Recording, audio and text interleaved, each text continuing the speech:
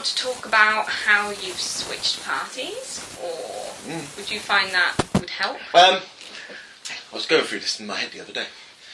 Basically, I have been involved in the Labour Party. I suppose it was more what they call tribalist Labour Party.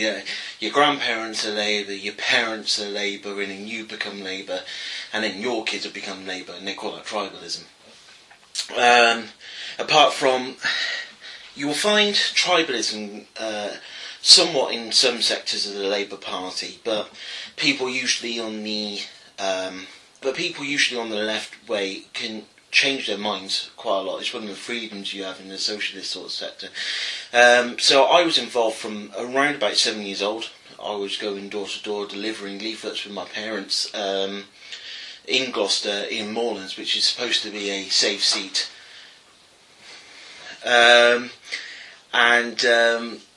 When I got to about 12, 13, I looked into it a little bit more, and I liked what they stood up for. They stood up for the working classes.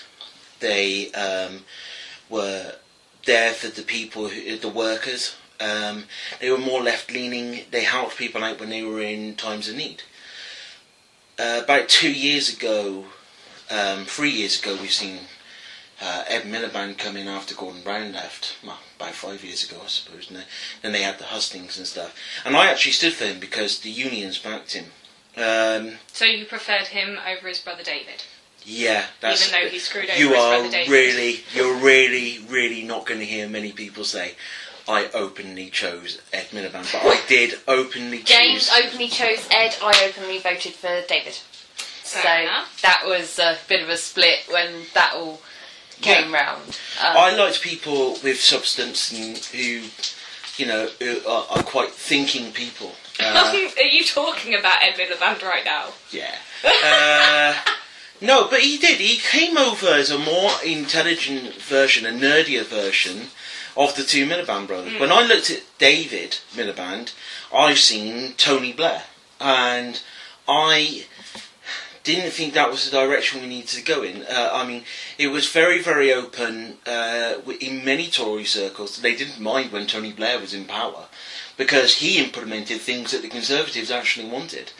When I was at university, I hung around with lots of different people, people who voted Liberal Democrat, people who voted for the Conservatives. In Winchester, not very many Labour people. I was one of the very few handfuls. Emily used to actually be Liberal Democrat, which is something you can actually go into later on. So when I looked at David, I thought, I'm not going to have another bloody Tony Blair come in, because we just won't get anything done anymore. We will just be implementing austerity even more harsher than it already is. And then, so I did vote for Ed. I had a load of selections. I also went for Andy Burnham. Andy Burnham and Diane Abbott. And Diane Abbott was, we had a 1, 2, 3 choice. So I was more on that sort of thing. Actually, to be honest, I probably would have preferred Andy Burnham over Ed Miliband when I look at it now. Okay, so you do almost regret that decision that you chose? Yeah, I do, because I'm not saying that Ed's... No, I am saying Ed's weak. I think he is weak. I think it's something that you're actually seeing here in Gloucester right now with Sophie. You've got Sophie who's headlining, and you are seeing people that are a lot more stronger than her, that do not have the right intentions, controlling what she's doing, and she's losing. Yeah. And I mean, they're smelling blood right now in Gloucester. We've got bloody David Cameron coming into Gloucester. Is he popping by? He's popping by, and it's because they know that the death blow is going to be there, and Gloucester is not going to go over, which is going to make it even more certain that we're going to have a coalition in the future. Yeah. So yeah, no, I do. I regret him coming in. And since then, Labour have moved more and more centralist. You have got Ed Miliband in charge. You've got a couple of people who probably still like the way that the New Labour thing. He's moved more and more central, and he basically left me back. And 2 years ago I got fed up of it and I said, that's it, I'm leaving the party. After around 18 years of being a supporter. So you say about the tribalist thing. So is your family? Are they all still Labour? Or? No, that was the most scary thing. My mum, I think he doesn't know who she's going to vote for, but I don't think she's going to vote Labour. She goes, if I can't vote Labour, I don't know who I'm going to vote for. Whereas my dad, who's been Labour since the 60s, he's voting the Green Party. Many family members said they're voting for the Green Party, and one family member said that they were voting UKIP, but I think they're not going to be voting UKIP. Jane said earlier how you used to be Lib Dem, Yes. so why did you... have you essentially moved twice then? Essentially, yeah. The thing was, when I was 18, I turned 18 a month after an election year, and my mum said to me, right, come with me, I'm going to teach you how to vote. You need to know what you're coming up to, so you know what to do. My family are very big on the fact that, the suffragettes and things, a woman, even if you don't like particularly any of the parties that you're voting for, she goes, a woman needs to vote. People died for this right. Even if you don't like anyone or you go in there and spoil your ballot paper, she goes, you still go and you will vote. So she took me along when I was 17 and a bit, and basically showed me what to expect when it came to voting. First time I voted, I was at uni, and as a university student, when you haven't really done an awful lot of reading and all the rest of it, I mean, we're talking 2006, you voted for the Lib Dems. That was what a university student did, that was who you thought. And for me, I grew up in a Tory household. My dad is actually more UKIP now than I think he was Tories. My mum has always voted Tory. Yeah. I've got a bit more of a social conscience than my parents. And obviously I didn't want to go down that route. But the Lib Dems were meant to be that middle ground. They were meant to be that, yes, we agree on helping people, but at the same time, if you work really hard, you should get more money. And for me, that was the big one. So I was like, Lib Dems were the middle ground, and I thought, no, that's where I want to be. I'm not one of these people that thinks that... I get annoyed by people that are on out of work benefits who get their house paid for and their council tax paid for and their all this money for kids, and you read horror stories about the amount of money that people bring home. But at the same time, I didn't want to think, if when I start working, there's not going to be a safety net there for me if I need it, but at the same time I want my work to pay. So the Lib Dems were that middle ground. Since then, obviously things have happened with the coalition and everything else. I've realised actually voting Lib Dem is almost a wasted vote. There is no point, and they are not the middle ground that they are supposed to be. They are not the ones that are looking out for people and safety nets, but at the same time helping the really big people. They're not. They don't do what they're meant to do. So yeah, it was very much, when I initially went from Lib Dems to Labour, it was more because I actually started doing some research. Mm-hmm. I mean, James and I met at university. I knew he was tribal Labour from the off. Once we started talking, because we have a very open relationship and we're more than happy to discuss these things over a bottle of wine or over dinner, whatever. And there was arguments. There was. But once you start looking into it and you start researching, you find that actually a Lib Dem vote is a bit of a wasted vote. So I was like, right, well, my choice is either Labour or the Tories. Mm-hmm. I wasn't going Tories. I had too much of a social conscience for that one. So I started to have some more look into Labour, and that was where I thought, no, actually, yeah, maybe the red track is where I need to go. So when we moved to Gloucester, we got majorly involved in the local Labour Party here, and that was when we decided that we were going to start being quite active with regards to our political views, because as James said, when we were at uni, it was unheard of to be red. he just wasn't around. The city wasn't red. The city was Tory to the bone, and students voted Lib Dems. But that's because students voted Lib Dems because that was what Lembeck Kopek, they wasn't there? I thought. thought he was the Liberal. I think he was the Liberal Democrat MP. Then he went Tory while He was we the were cheeky girl one, wasn't he? Yeah. He was the cheeky girl. I think it was Lembeck Kopek anyway. I think somebody said, "Oh yeah, we just seen him walking down with all of his mail walking down the high street once," and I was like, "Really? Flipping hell, lucky git."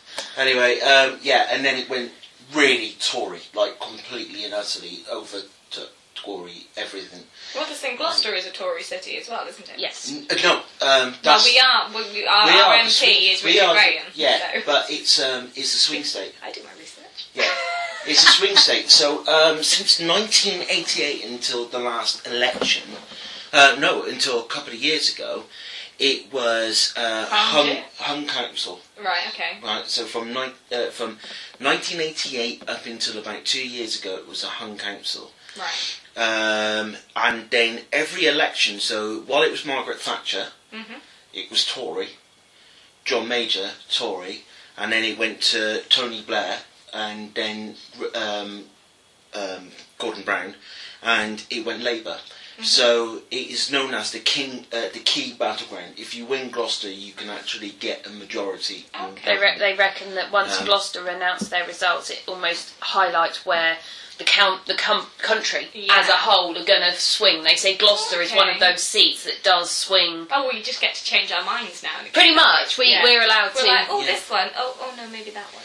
Yeah, it's one of those weird places because if you look at Gloucester, it should be Labour.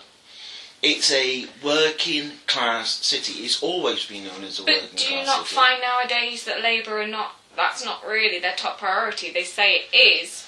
But yeah, exactly. But the problem is that it's like Eastleigh, which was just near us in Winchester. Mm-hmm. So it's just south of us before you get to Southampton. Southampton's red. Mm-hmm.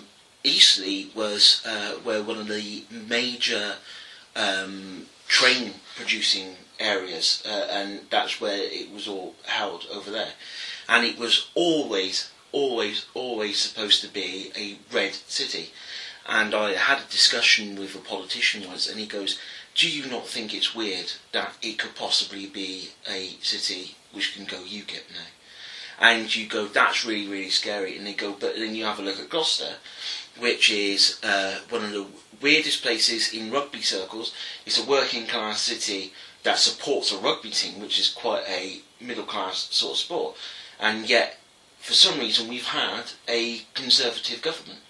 It's one of those areas that should never have even been thinking of going blue, but it did." But do you not think that's down to Parmjit Danda and him almost representing himself as a Gloucester person, but yet was never here, only when he needed to be? Parmjit lived here. I know he actually lived Briefly. here. Well, he had an address here. He had an address here, but he actually lived at that address. I know that he actually lived at that address, and he went between London and here, because I knew him quite well. Yeah. He was a family friend. And he actually raised his family here. They were educated. I believe they were educated. The kids were educated here as well. Our friends looked after the kids. But Richard Graham, on the other hand, and I do know this, actually has a flat here which he only visits once in a while. Oh. And that's just, I think that's down in the square. Maybe not something that I should really get myself into. But yeah, he is more of one of those guys. He was a London city banker, and he got it, but he never actually committed himself to living here until he actually became an MP. I think Parmjit was here before he actually... I think it was that Parmjit was here, but then as soon as he got the chance, he left. He did, and this is one of the problems, and I think one of the trust things that happened with Sophie Garner at the moment as well. She went from city to city to city to city, trying to find somebody who would take her, and then somehow, with some backing from certain key figures, she got Gloucester, which was very, very surprising because we had really good local candidates standing. we backed Keir Dillon, who was who's lived in the area for years, and we were all surprised that if he didn't get it, then I would have thought David Purchase on toast. He would have definitely have got it. If he didn't get it, then we were thinking, bloody hell, who the hell's going to get it? And we got Sophie, and she's only just moved here, but I think that's temporary rent. And she goes, oh yeah, I will stay and stand for the next election if I do not get in this year. And I think everybody needs to say, well, who the hell do you think you're kidding? Because would you do it? Wow. Yeah, exactly. So do you find then the best thing, as far as a local election is concerned, the best thing for Gloucester is to have someone that is committed and from Gloucester? Yeah, certainly. I mean, we know the Green Party candidate, Jonathan Ingleby, and... I knew that was his name. It was in my head. I was Jonathan. I said, Jonathan Ingleby. I'm pretty sure it is, but I didn't want to come out with it because we'd be like, who? He has been around. He's a tutor at a university. He goes to every single Green Party meeting. He has been going for absolutely years. Really, really well respected. I was really, really proud when I heard that he won the hustings at Gloucester College, not Gloucester, as we went. Right. So Gloucestershire College, and he won the hustings there. Really, really well. I think he's a fantastic candidate. But he's from here, so he understands it. Exactly. I think one of the biggest problems we've got with politics today is you get all of these career politicians that are just interested in becoming the politician wherever they happen to be at the time. Personally, and this is one of the things I always tried to vocalise when I was standing in city elections, it's not my job to tell people how to think about an area. It's your job to be the voice of the people that are within that area. And quite frankly, I don't think somebody getting parachuted in doesn't know the city, doesn't know how things tick and all the rest of it. If you go for somebody local, they know about all the local issues. They haven't just read up about them or had their advisors tell them, oh, this school's doing this or this one's doing this. They know because they've lived here. They know the problems. They know the journey that a city has gone through. And I'm not saying you should vote for somebody that has always lived in an area. Personally, I do think that... Well, for you, for example... I've moved into the area, but I just think that somebody that lives here, that works here, that is committed to this particular area, or wherever area you are, I think it's so important to have somebody that actually is passionate about the area that they've gone into, and not just because that's just where their job as a politician has taken them. To do that job, because how can you be the voice of the local people if, quite frankly, you don't really know the local people? You don't understand it. I mean, somebody could say, "Oh, I went to King's Home once, and watched Gloucester Rugby." I had a photo op at King's Home.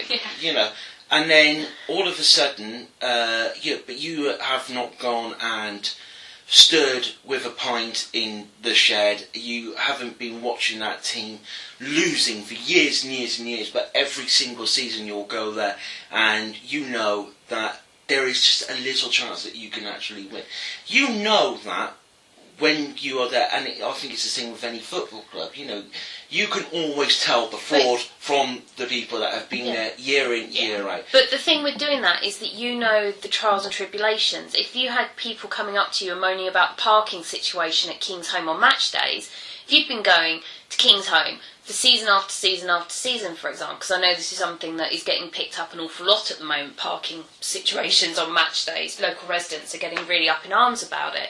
If you go and you know the situation, you're not just hearing it from people that are saying this is a problem. You can say, actually, yes, I can see that's an issue, but it is only for a couple of hours. People do you can actually start conversing with people about these problems rather than going, oh my god, we're going to sort this out, this is a massive issue, because a couple of people have gone, oi, this is a problem. There's always two sides to every Exactly. story. And I just think if you don't live in an area and you don't actually have the gumption to go out, and it's not a case of just going to visit somewhere once or twice, you know, having a photo op and like, oh, look where I've been, because as James said, you need to be there, you need to have seen. That's what they say about Richard Graham. Richard Graham is probably one of the greatest photo opportunity politicians currently in government. He will turn up, get a photo taken and leave. He did it at cricket clubs. My uncle played for a cricket club in up in Coney Hill area. He said Richard Graham turned dead. They were in some massive strife with the pitch, and they really needed to get sorted. And he turned up. He actually paid for a cricket team. Richard Graham actually paid for a cricket team, so they knew that he knows about these situations. Yeah. Turned up, photo opportunity, threw the first ball, left. And Didn't even stay for the entire didn't game. even stay. Wow. Lock Warehouse. He Yeah. turned up 5 minutes just as they were starting to break the thing, turn it into flats. Turned up, photo op, left. And everybody says that he is the politician everybody hates, or they don't even know who the bloody hell he is. Yeah. And that is a career politician. Oh, absolutely. And I think that that's the problem. You do need to go local in these sort of situations. But that's the wind. Come on. The wind bashes against the door and they get, because Sorry. it sounds like somebody is knocking Family at Guy the door. quote. I've only ever come seen here, darling. that quote read. What's this? So, yeah. I think the most important question then is why green? Why green? This is the thing. I wasn't sure where I was going to go after I left Labour, but I did kind of have an idea.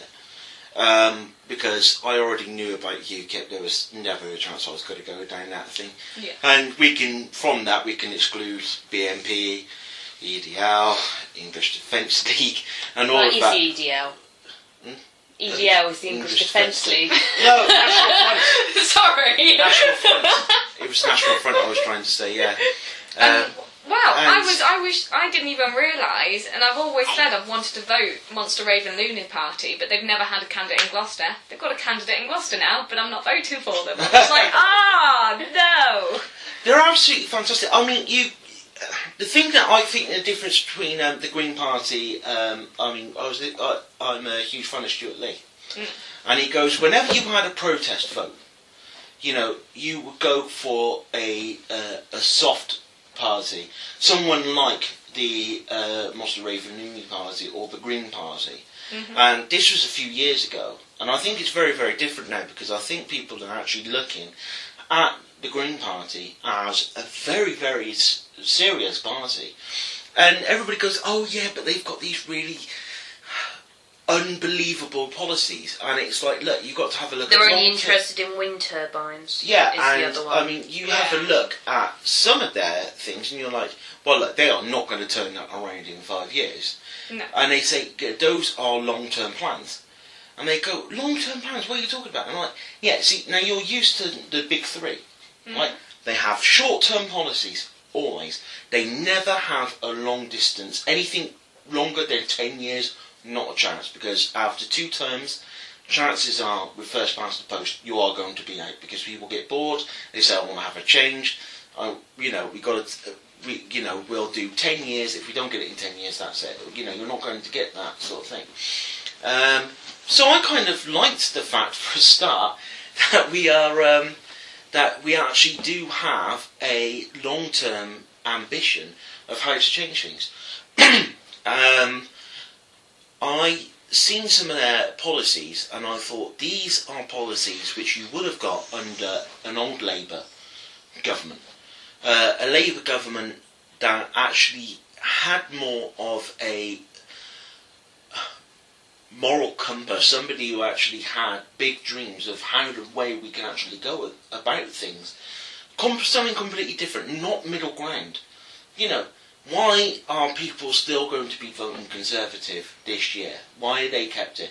Because, yes, they had gone slightly centre through lies, right? But they always had that old Tory vote.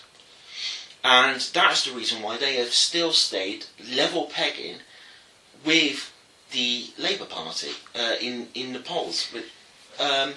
But Labour went centralist. And then all of a sudden, they lost a ton of voters over to the Green Party. The reason why is because all things like union parties that you have standing in certain areas, they will have a unionist party or a cooperative party. They're losing people to that because they went centre. They never stayed true to that left. And I think the problem is you have a look at Ed Miliband and you have a look at Nick Clegg. I mean, we all seen the video and we thought they're taking the nick that they're all the same.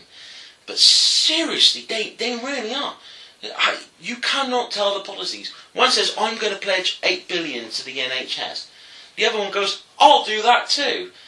Do you find Labour's biggest downfall this year is pretty much all their policies are just trying to score points against the other policies? And almost contradicting what they've stood for in previous elections. A lot, but that's the reason why people hate the PMQs. Because it's all about trying to score points off the opposition. They never say, well, if you're going to do this, I'm going to do this in order to try and, because this is what I believe.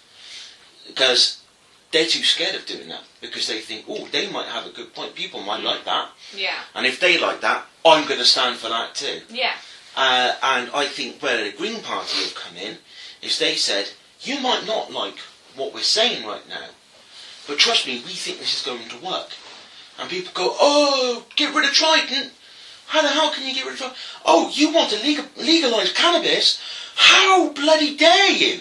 How can you dare you say something that people have demonised in the papers and politicians have demonised for years? What, the Tory papers and Labour papers kind of thing? Because they're the only two parties that have said that they will not do anything about it, but yet all others have gone, we'll think about it. Well, we'll think about it. And this is it. The Liberal Democrats have actually said in the past that we think we need a rethink on something like the drugs policy. However, the war on drugs. They also said we really need to have a serious rethink about Trident, which is the two things they've kind of said that they might be willing to do. But everything else, they will pick and choose from both parties, which people find popular. Yeah. That's the reason my granddad always had a saying that they were called the yellow bellies, because they always sat on the fence about most things. Mm-hmm. But we all know from the student fees that the Liberal Democrats will crack. Yeah, they had their opportunity. They had their opportunity. They didn't take their opportunity. Are you telling me that if they ever got into a coalition again, they will ever turn around and say, actually, no, we want to get rid of Trident, or no, actually, we need to actually change a rethink on drugs? Of course they're not going to do that, because if they're in a coalition with somebody, they won't put any pressure. They'll say, no, we're not going to do that. And they go, okay, I'm sorry, Dave. You just can't have this. So you need to have a party that is willing to be so different and actually say, guys, if you come along with us now, I really think that we can change things. I know it doesn't look good, but trust me, we've looked at this and we've spoken about this. I mean, they're quite a nice, educated party, the Green Party. We do hear these stories, they're middle class and it's just people from middle class family trying to rebel against their parents, or they're all in sandals and smoking joints with dreaded hair. Right, look, trust me, if I can have dreadlocks, I will. But it's not going to happen with this. The thing is, you get a lot of people saying that it's the middle class rebellion side of things, but actually the reason it's the middle class, it's young voters, so it's going to be the younger, I'd say 18 to 35. 18 to 35. So do you say that the Green Party is mainly the best vote for the young people? Personally, I think it's the best vote for everyone. Wow. I'm just saying. But the reason that it's for, they're saying middle class, is because actually with the Green Party you need to read the policies. Mm-hmm. You need to have done your research on them. They're not one of the big three, and they're not turning round and going, we're going to get rid of the tampon tax that UKIP have suddenly brought out. Actually, I haven't seen if we actually decided to oppose that as well. But yeah, I'm just saying that, they're not quite as, oh my god, look what we're going to do, and putting their hands up in the air like the Lib Dems and Labour and Tories are with their policies. But actually, if you read their small print, which the other parties try to get you to avoid, they only vocalise the ones they want you to hear about. Yeah. Read their small print, they are fantastic. They are for everybody that's working, and the people that can't find work, and the people that are too old to work, and the people that can't physically work because they're disabled. And so it doesn't matter to them. It's about evening out almost society and saying, yes, if you work hard, you're going to have more money. Fair enough. But that doesn't mean that just because you've lost your job, that you should now not be able to afford your home, or you should risk the fact of knowing that, I mean, I have a disability, and I know that actually, for myself, I know that if it came to a point where I wouldn't be able to physically work, which is a real potential in the not too distant future with myself, I think actually if the Green Party were able to get in, they're not going to say, well, it's your fault, you should have put more money aside when you were working, because actually we live on a month-by-month basis. We do not have any spare income at the end of a month to put away into savings. And so, what chance have I got of being? I can't start squirreling away a load of little money for those bad days. We physically cannot do it because we are literally living month by month. So to know that actually, if the Green Party did get in, they would support me as somebody that is disabled, somebody that wants to work, has been working and has been contributing to society through my taxes and things that actually, because I physically can't work anymore, or why should I have... But this is the position that Labour should be in. Yeah. They should be the people that actually people go, if I vote for them, they're going to look after me. Well, exactly. But they say, we are going to match the cuts. Yeah. We're going to match the cuts, and then we'll try and find extra money. But they're also saying that they want to match all the cuts, including what you had for benefits. When you're in trouble, they want to continue to cut that. Yeah. Because people are bought into this scroungers rhetoric. I mean, you've known me for years. I worked from 15, and then in the last few years, I found it really, really difficult to work. And then I turn on the TV and I got Ian Duncan Smith's bloody big fat face saying, you're a bloody scrounger. And he's saying, oh, people with disabilities are scroungers too. My wife, who's working. Yeah. In accounts. In accounts. I'm an account assistant. Yeah. The thing is, I think that it's that thing of, we shouldn't blame... Yes, there are going to be lazy people in society. And quite frankly, I'm quite pleased that there is such a variety of individuals within society. I wouldn't want everyone to be exactly the same. My God, what a boring place would this be to live. There are lazy people, but there are people, and you'll find most people that are on benefits actually want to work. But for one reason or another, they haven't been able to find a job that suits them. Personally, I think it's not almost their fault. We need to have a government and local and councils and everything else to try and work with these people and say, right, what can we do to get you into work? Okay, so you may be having flexi times with your contracts, or having more term time only contracts for parents who can't afford childcare, or upping the amount of funds they give you for childcare, so actually you can go back to work. I mean, James and I are currently starting to think about starting a family, but as the main breadwinner in this household, I am the one that earns, because we heard about James having problems with work. I'm really, really concerned, because I won't be able to take my maternity leave. I'll be able to come off, I'll be able to give birth, and then I'll have to go back to work. That is how it's going to be, because companies have been cutting down. They don't do company maternity pay, very, very rarely anymore. So you get the basic statutory ones, which is not, you can't live on it. It's not enough money to live on. And because of the amount of money that childcare is now, it's almost, I've got a friend who is a qualified auditor. Okay, so she's got all of these big accounting qualifications. She's got a couple of letters after her name. She was earning big bucks. But now they have worked out that actually, because her husband's a teacher and her is an auditor, it makes no financial sense for her to return to work, because she's got 2 young children. And actually, when they sat down and did the numbers, they would be worse off if she went back to work than if she stays at home, and so doesn't work, so doesn't pay any tax, put it back into society. So this is somebody that has gone to uni, has got these qualifications, which it's making that she wants to go back to work, but financially she can't. And I mean, that is no way. It's not logical, is it? It's not at all. It is not at all. And I think that's where you need to have somebody who really thinks out of the box and actually has a logical look at the entire situation and tries to be a little bit more realistic.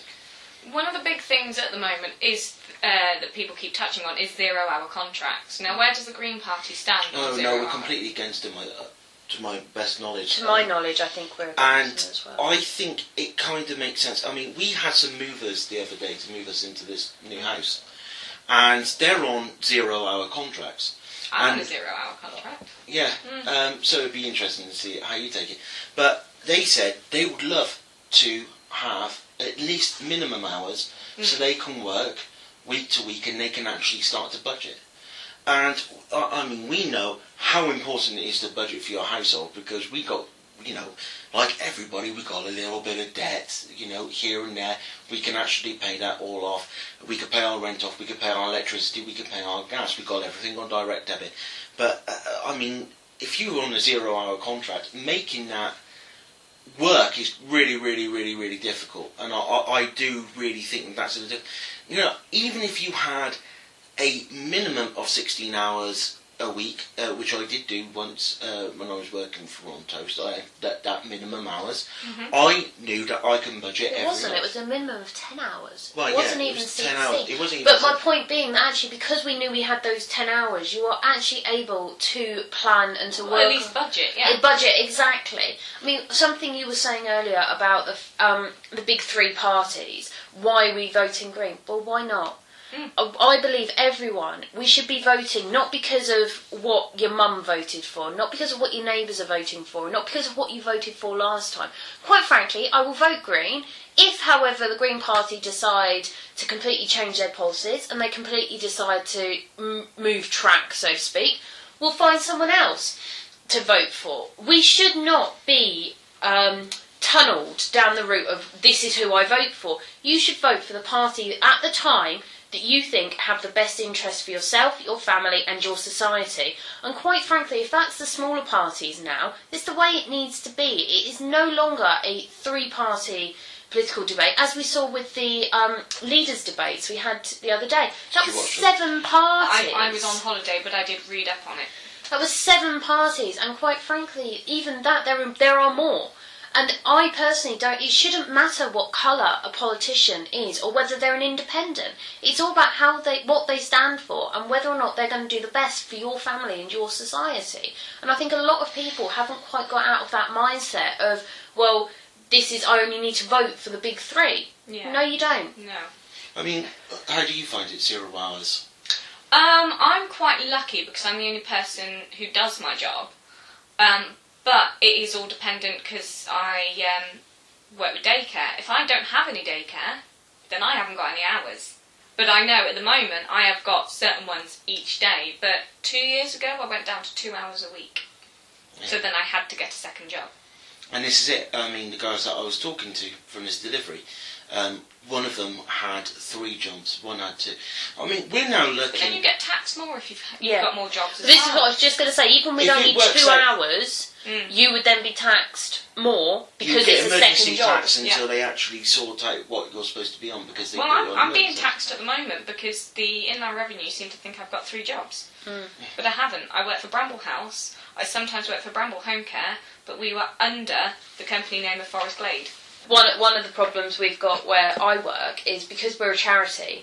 So you've got the charity name, you've then got the college, so you've got National Star Foundation, which is the main charity overheads. You've got National Star College, which obviously is... Yeah, no, thank goodness. Yeah. I was just looking at how much we've actually recorded. Yeah, we've done that, but yeah, did record any bit. Yeah. Wow, okay. Yeah, you've got to remember it. Yeah. So we've got the National Star Foundation, which is the overall charity. You've then got National Star College, which is the main arm that people see from the foundation. You've then got National Star Trading, who are the trading company when it comes to letting out rooms and other things that the charity do. And that was for VAT reasons. And you're sitting there going, well, people phone up and are like, well, I can't pay this invoice because we've got you down as National Star Foundation and my invoice says National Star Trading. And you're like, well, no, they are technically the same company. They're just under different names for reasons, whether it be the VAT man or whether it be the sort of public eye of what the college does. Yeah. So I do think there's an element of the fact that the HMRC need to realise that it's not... Another thing, like going on to the Bramble House, I mean, the Green Party have a social care where they say that people should have the freedom for social care without having to worry too much about costs and losing everything that they ever... Why should parents have to sell their homes to go into an old people's home when actually that is the house that they have worked their entire life and want to give it to their kids, their grandkids and things? Why should they be worried about losing their home because they suddenly need social assistance when in their old age? And you just think that is not right. No.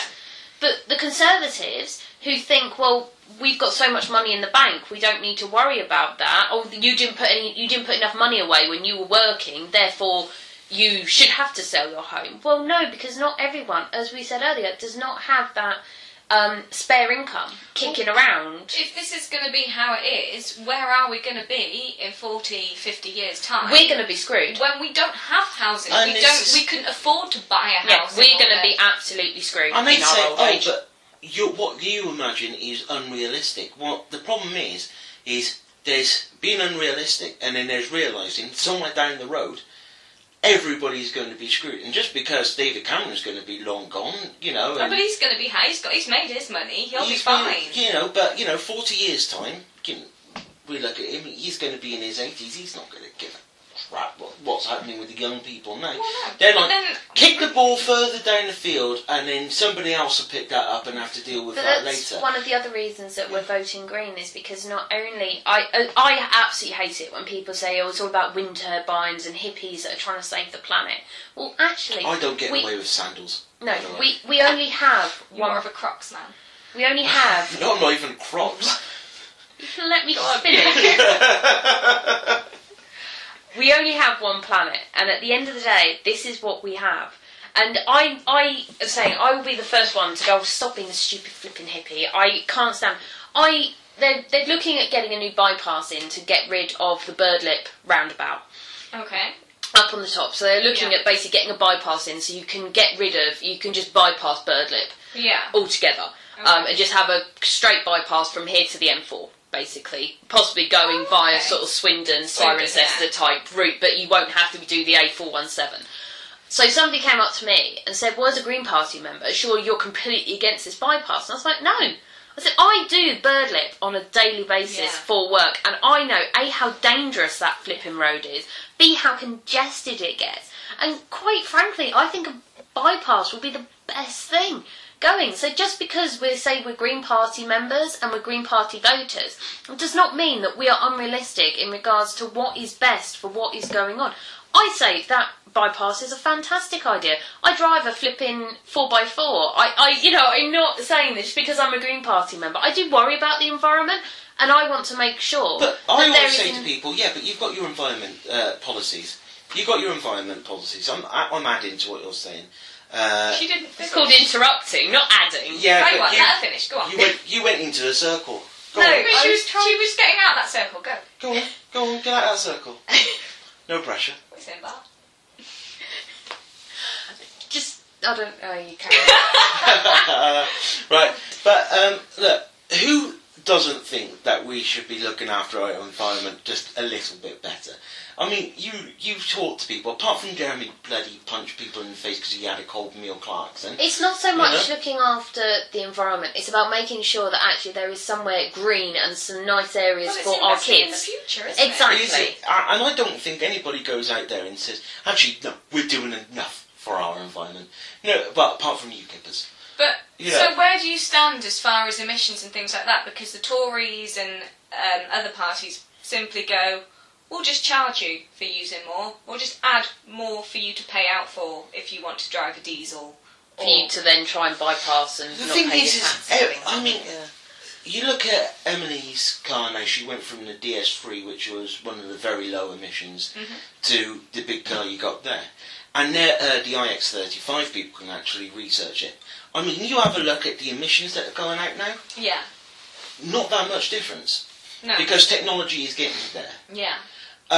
What the government needs to do is actually invest in making sure that the cars that are coming into the country are going to be on the low emission. They keep within the European regulations, which I believe we hit up until this recent government, we were actually within the European. We're actually getting. They keep more changing the boundaries. We're not allowed hair dryers or lawn mowers or anything. But they have changed, and I think technology is getting there. I mean, I work for Ecotricity. You have a look at the electric cars and the electric highway and things that they've actually produced. These cars are absolutely amazing. I mean, the technology is there.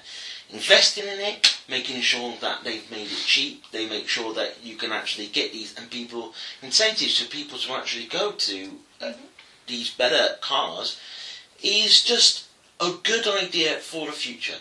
It's not a good idea for 5 years. No. It's not a good thing for 10 years. But you look down the line and you think, if we can get most of these cars on very low emissions and we can actually do it, well, that just makes bloody common sense. I mean, it's better than fracking for gas and oil, and causing earthquakes and being able to hold a bloody lighter up to a tap and lighting your own bloody water. It's ridiculous. Why are you investing in that? That is a temporary solution. That is going to be good for, say, 100 years, what you've fracked out, and then what? You've invested in that, but you haven't invested in anything else.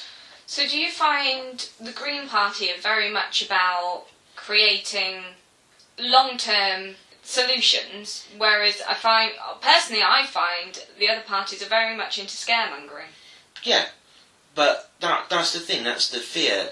Everybody lives off that now. Every single time you look at a Daily Mail, even the Citizen, I mean, you can get some quite fear-mongering in a local paper. But it's all fear-mongering. Fear sells, and then you see them reacted to some of the Green Party ideas, and they're like, yeah, but that's ridiculous. But is that ridiculous because it is ridiculous, or because you're either Tory or Labour, and that's why you stay? It's ridiculous because they spoon-fed you all of this fear, and then when they say, actually, that's something that makes sense, they can't stand by that because they've been feeding you fear for so long, and they're like, oh no, that's never going to happen. Oh my God, all of immigration. And you're like, yeah. Once again, with the whole benefits thing, about, I think they said there was like 1% of cheating on benefits, but they tried to say, if we stop all these people from cheating, we'll raise billions of pounds. No. One of the big ones at the moment is, just going back to the health tourism thing that UKIP are really trying to push at the moment. They say actually it's going to cost more money and will take more time trying to find out about, I think as it was about 1% of people that have come over here for this health tourism to take advantage of the NHS. It would cost more money to investigate them, to chase them up, to get the money from them. For the administration costs of that activity, then they would actually have to pay for that 1%. For the money they spend out, they won't get that money back for the money that they raise. That's one of the most. That's a Nigel Farage thing. And then they had a poll recently at 50% agreed with him. And I was like, yeah, but you don't have the numbers for that. The reason they don't have the numbers for that because the government wouldn't release those numbers because those are good numbers. Well, exactly. You see, but if they say, oh well, yeah, we're skint, but it's their fault. That's a lot easier than standing up and saying, actually, you know what? I think we messed up. And I think that's what you're getting. And I think what you get with the Green Party is a very honest voice. And they don't try and fearmonger. All they're saying is, hey, look, this is the solution to the problem instead of highlighting the problem. I think that's it. One party is willing to highlight the problem and blow that out of proportion. And then when you have a party that's actually saying, well, for that problem, we could do this. Everybody's like, yeah, but that doesn't make sense.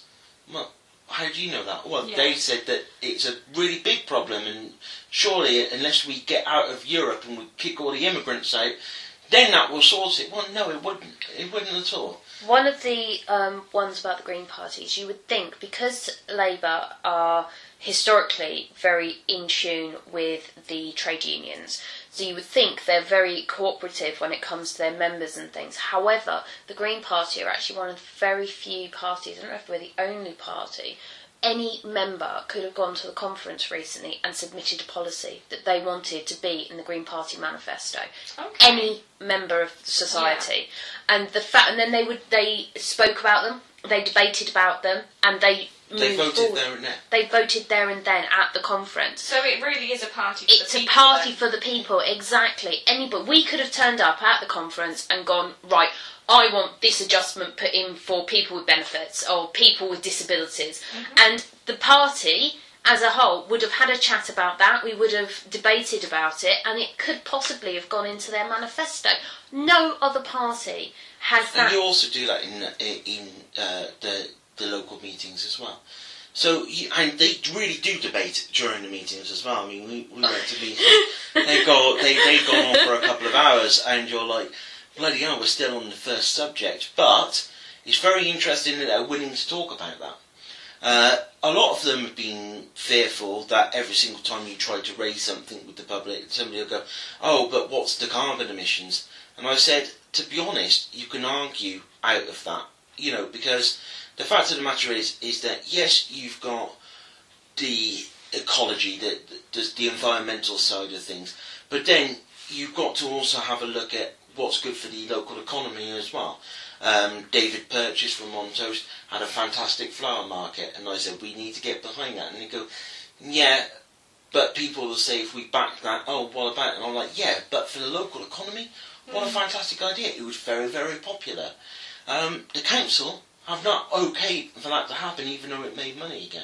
Yeah. That's really scary, because this council is supposed to be a Tory council. It's supposed to be for business. Yeah. It's supposed to be for the local They're economy. almost stopping opportunities. They're stopping the progression. opportunities of progression. That's it. And they don't do anything. Okay. So when I say to people, when you look in your local elections and you've got your Labours, you've got your Tories and stuff, well, think about the fact that what actually gets done in the council. The most successful thing we've had in recent times is that we have got the Rugby World Cup, and that was going to happen because it's Gloucester Rugby. I mean, outside of Munster, Ulster, and a couple of other over in Australia and South Africa, King's Home is one of the most popular stadiums in the world. Yeah. So we were going to get a couple of matches. Yeah. That might have been round to the ready to say this is a huge coup for King's Home. We were there in the last World Cup in 1991. We're going to be in the World Cup. How much more have they done for the local rugby? We got more rugby clubs in this area than any other place in the whole of the United Kingdom. But do they try and support the local clubs? They don't. Do you know that at, I think it's Southampton, they've got they've got like a welcoming you to the rugby team, basically, Okay, yeah. because of the Welcome amount to Southampton football club or whatever. I can't remember what they're called. Welcome to Southampton, home of Southampton. Yeah. Saints. Why, And with then- the World Cup, why have they not done that for Gloucester Rugby? Well, that's the thing. They've replaced all the signs. You've suddenly got all these Welcome to Gloucester signs. There might be an extra sign that's home of the World Cup 2000 Rugby World Cup, but not. We've got a couple of flags up, but in Southampton you also have the benches are in the home colours. The lampposts in the city are painted in the colours of the Southampton. I mean, Pride in their they've local got team. the pride, and Gloucester City Council have not invested in that pride. No, so at the We've moment got- it's almost, we are proud to be Gloucester when it suits us. Yeah. So it's all, look at us, look what we're doing, but we're not actually going to promote that we're Gloucester and promote actually what we're about. And Yes. if we won the Premiership, they'll put on a bus, but they'll say to Ryan Walkinshaw, whoever is going to be owning it in the future, well, you've kind of got to pay out, but we'll give you the permits. No, you still got to pay the permits.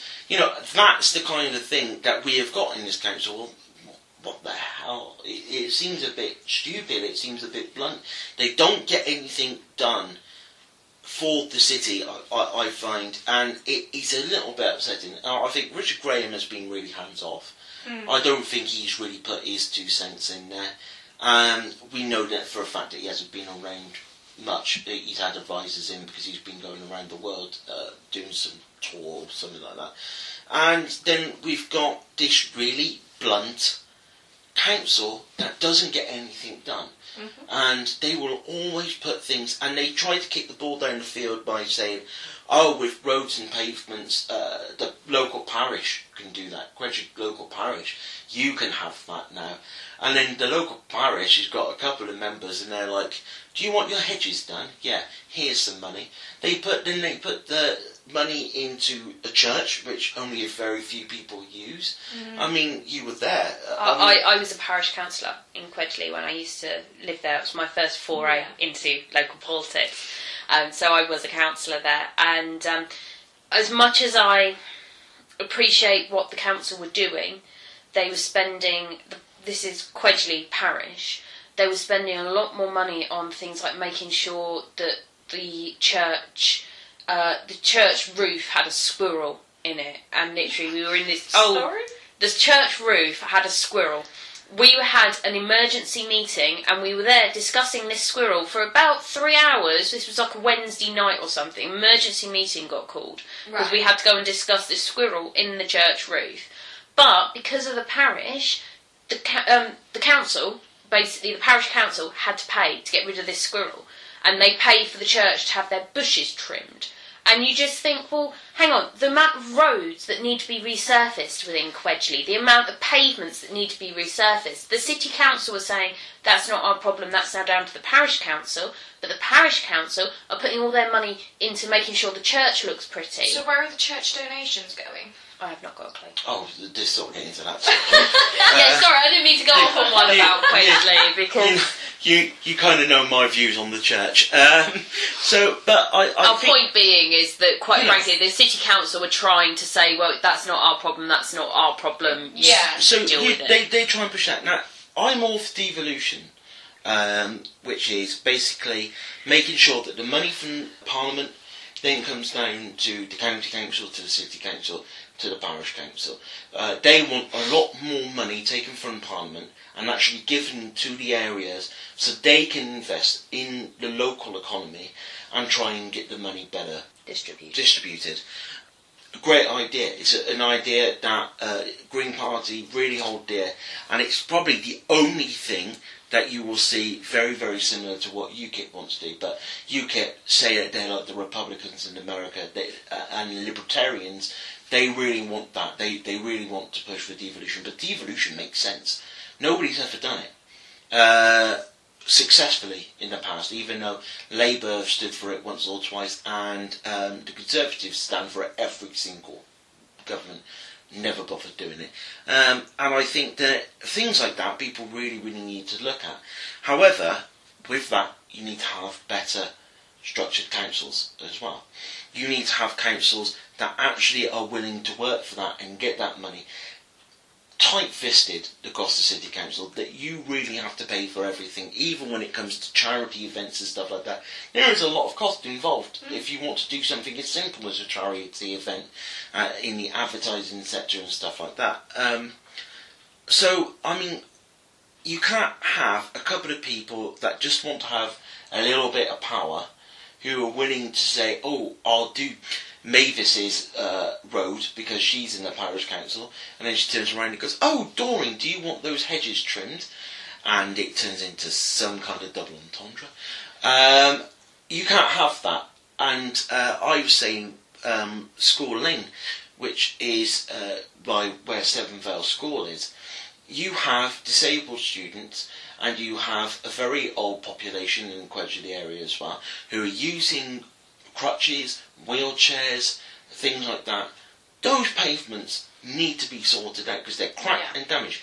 I spoke to one person, they've been talking about this for nigh on 30 years, since I've been around, about trying to get all of this sorted properly, and they never bothered doing it. They've done some coal patches, the trees grew again, cracked up. But they did get that squirrel out. Did they? Oh, I think they did. They better have been done after a 3 hour but it was such an emergency. You turn up and you're just like, there's a squirrel in the parish roof. And I just remember my mouth just dropping. They're like, seriously, this is an emergency meeting for a squirrel. By the way, this is going to be an epic vlog. I'm going to have to obviously cut it down in range. But I think I'm not doing a blog devoted to you, James. Not to me. To the Green Party. Secret plan. Right? And you can have one if you can find a Conservative that's willing to talk. David Cameron can't even be bothered to turn up, can he? It's the thing, like, because obviously, I mean, I've known you for years. You had your political thought. God, it's been that long. You don't have to kick the table over it. Yeah. 10 years, God damn it. How are you still looking young? I lose my hair because I have been politically active. I think that's the difference. I mean, it's very, very interesting the people that we've been speaking to who said they're actually not only getting politically active, you know, they are actually going to go out and vote this time round. And the majority of them have gone Green Party. Mm-hmm.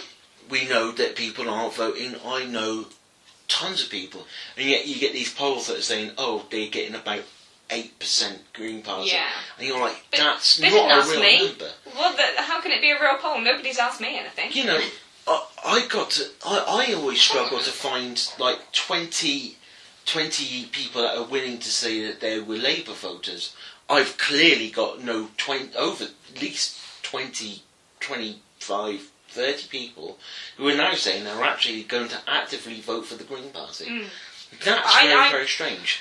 Everyone's saying how UKIP is the fastest growing party of late, but I really don't think it is. I think it is I the Green don't know Party. many UKIP.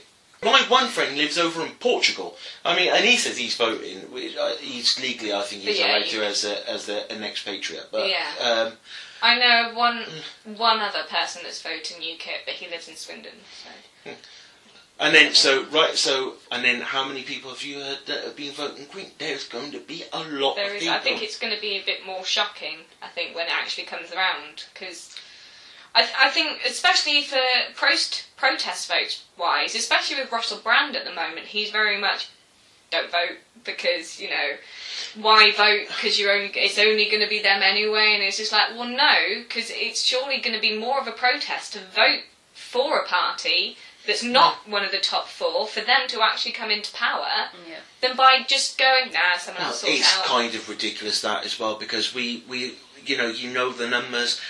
It goes Labour, Conservative, and then it turns to the Green Party, then Liberal Democrats, then UKIP. I mean, that is the members-wise. Green Party are in the top 3 of people that have members. That's I know another person as well, and he's joined the Green Party in Cheltenham. You see, Cheltenham Green Party are given to, and the guys that are over in Tewkesbury and the guys over in Stroud, I've spoken to many of them, and they are absolutely fantastic and very, very dedicated.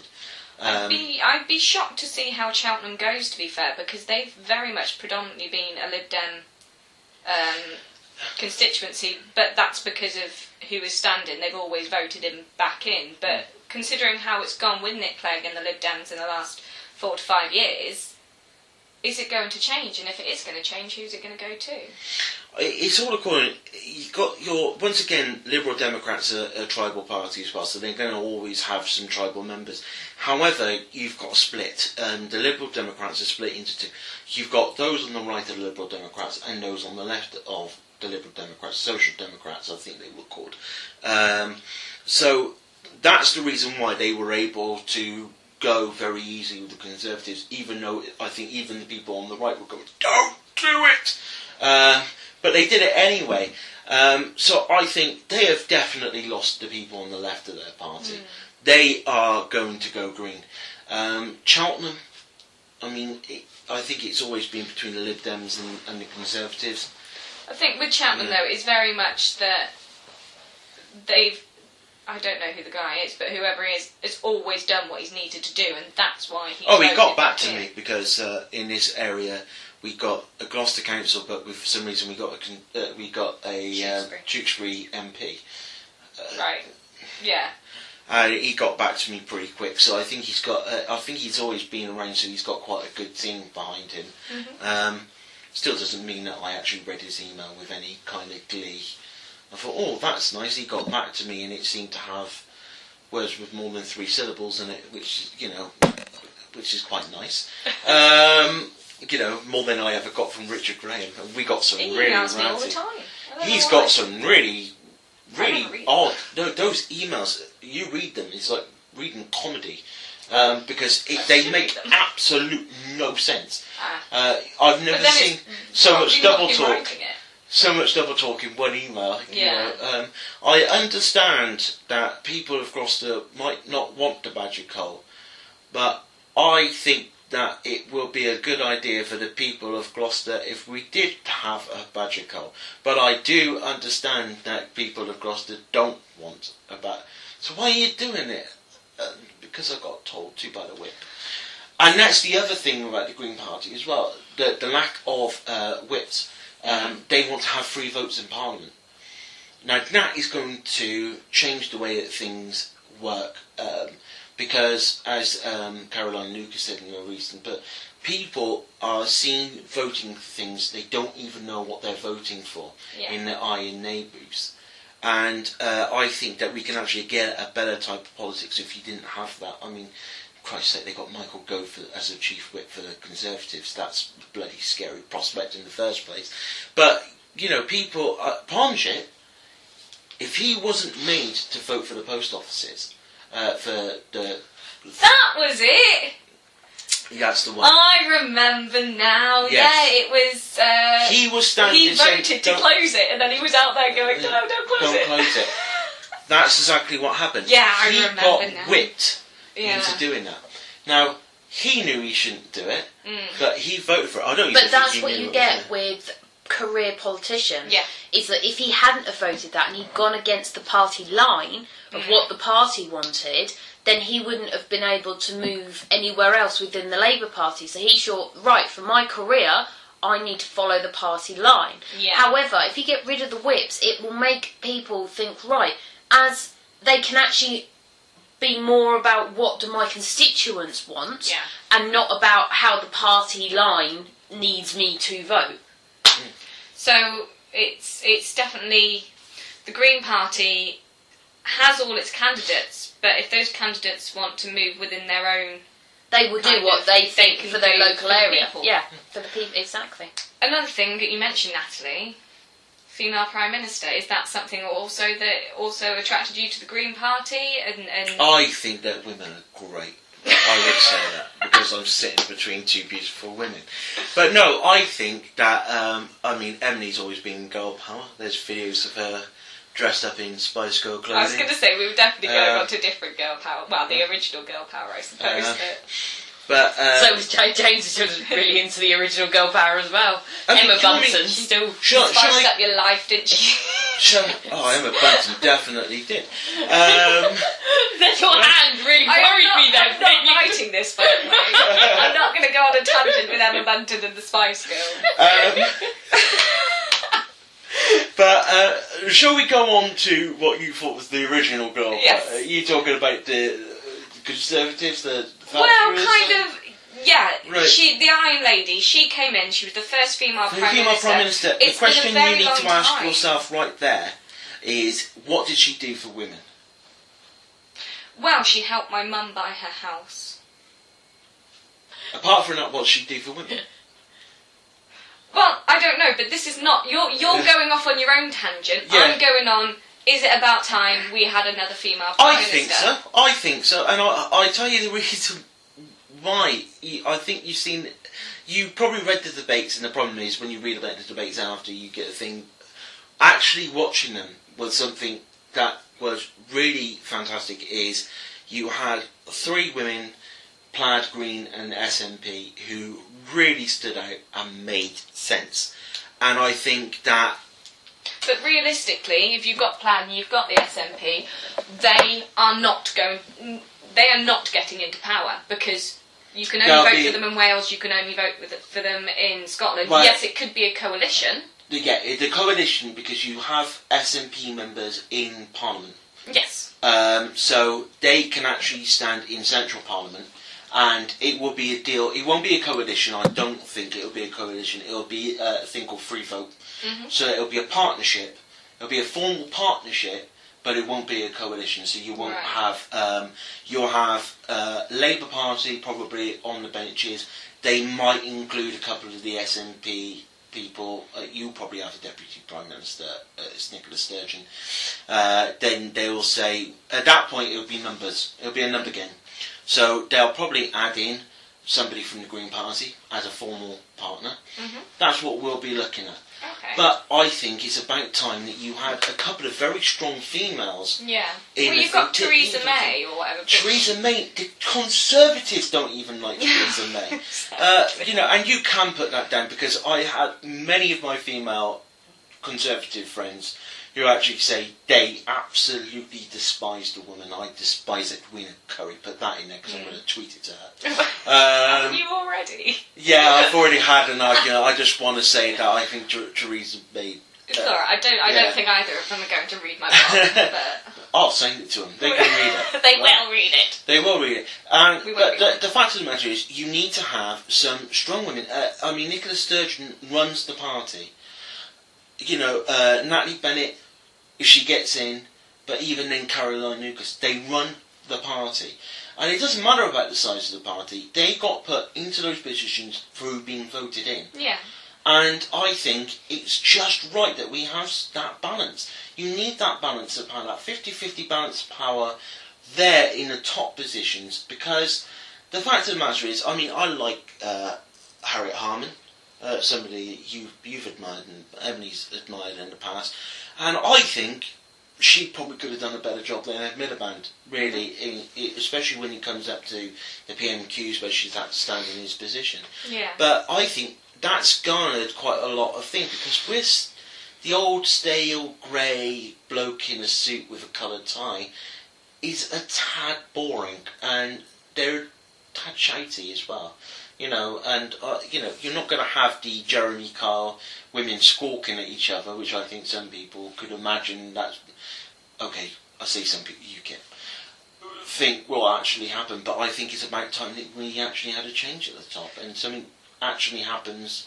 An image that strikes me from recent history is the No More Page 3, Caroline Lucas standing in protest wearing that t-shirt, and I think that just showed the different type of thing. I'm going to step out of my parliamentary clothing and I'm going to make a stand for a change. Oh, yeah. And you're not getting that from any other politician. There used to be a time when a politician used to be on the picket line with you. You won't have that anymore. No.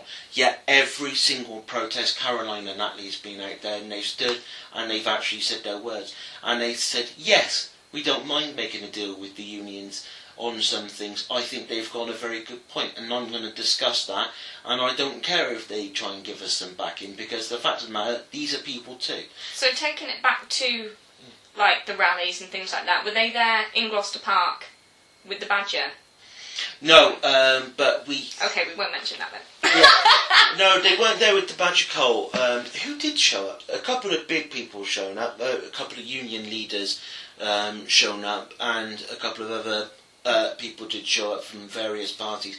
I didn't see Labour there, I've got to admit, and that was a bit gutting at that time, because I think we still... I think you switched over. I think we just switched over at that point, but I would have been there anyway, because I was dead against it. As I think most of the population is as well, so I don't mind. Well, it's been proven not to work, so why do it again? And they're still going to do it again. Exactly. Which is really annoying, because it doesn't make any sense. Was Brian May there? Yes. I think he was. Yes. Yeah, and he's a supporter, he's a spokesman for the So it's Bodger and Badger. They weren't there, but they did a video. That's fantastic, and you know them personally as well. Do you need to move Ollie? No, I'm okay. He's very, very comfortable. No, but I think that you've seen them at every single rally. They were there at the against the austerity. They were there with the Badger Cole over in London. I think they were there with the AUT. Mm-hmm. They go up there and they will stand by these people.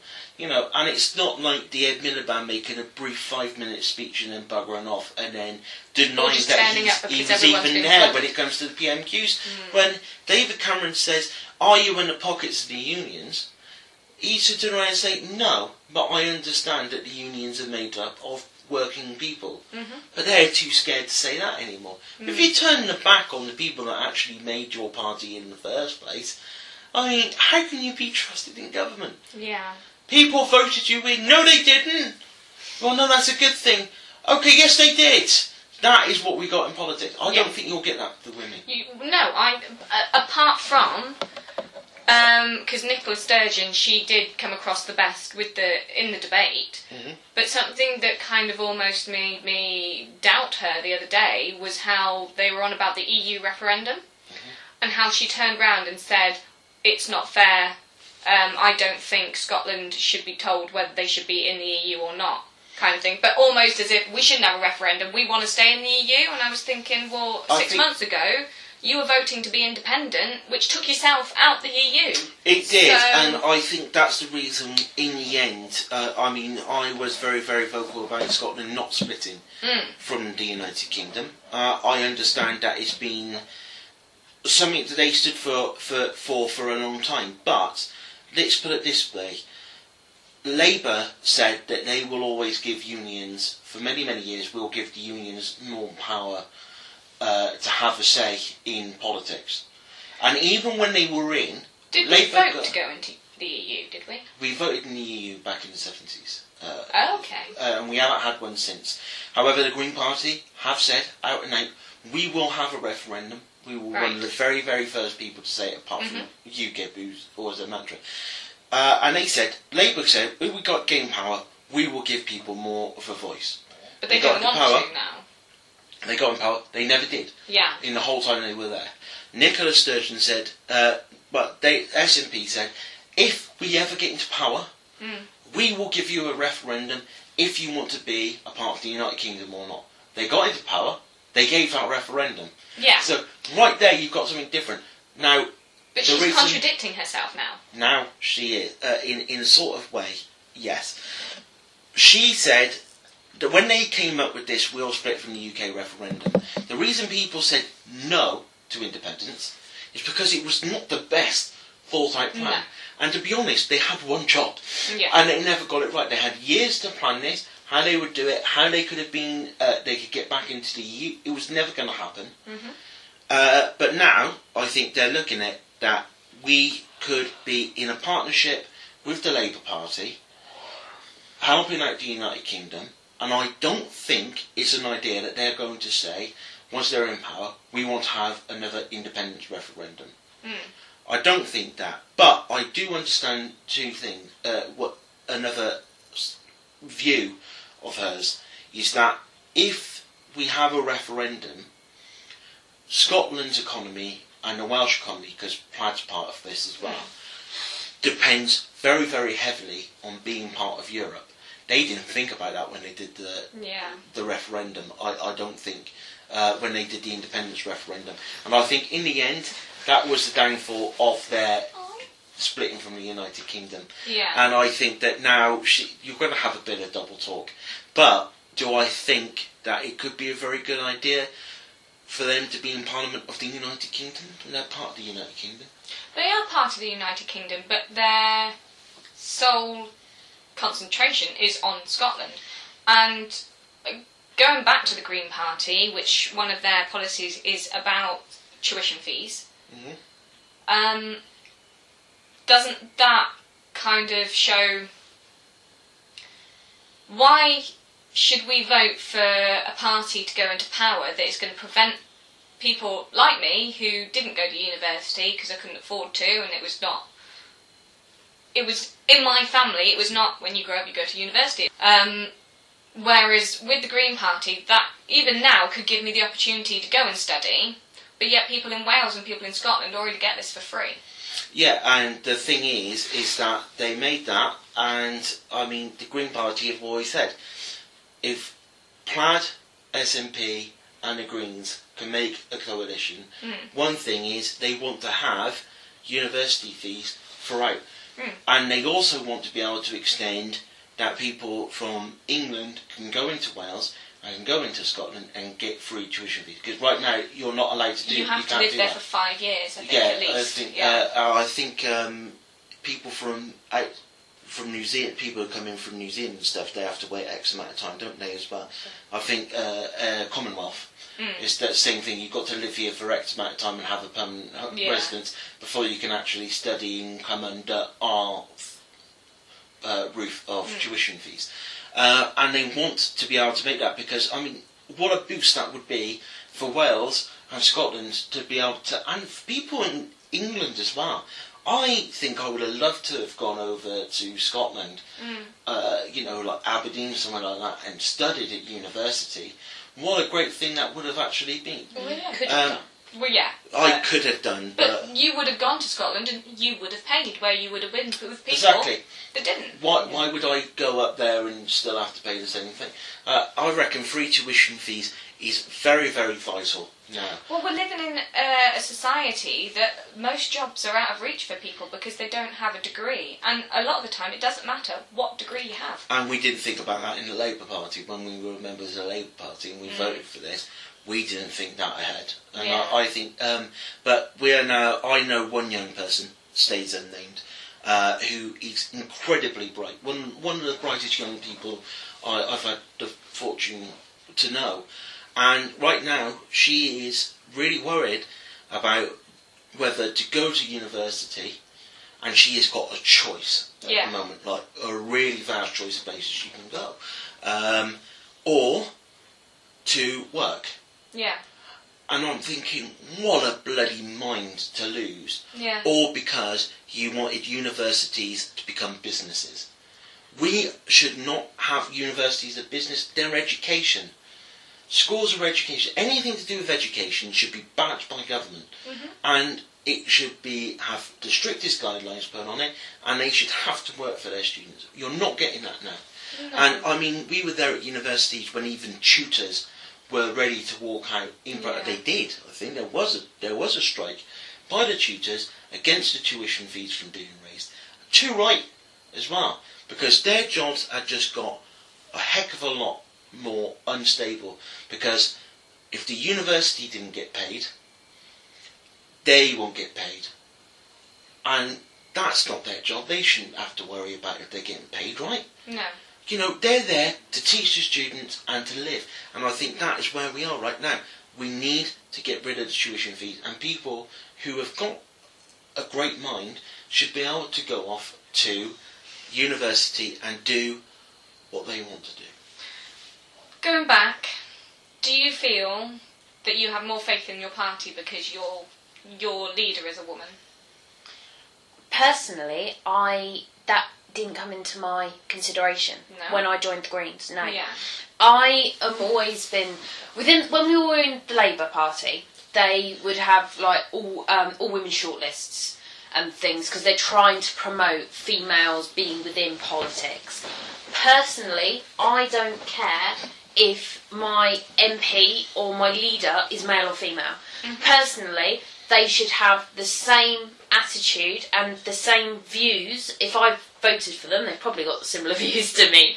But for me, it doesn't matter whether they're male or female. They are literally, as I say about an MP, they're literally just a voice of the community that they work in. They almost shouldn't have their own opinions on what's going wrong in our constituency, what's going on in your city. That's not your job to have that view. Your job is to be the voice of the people that you represent. Argue your case.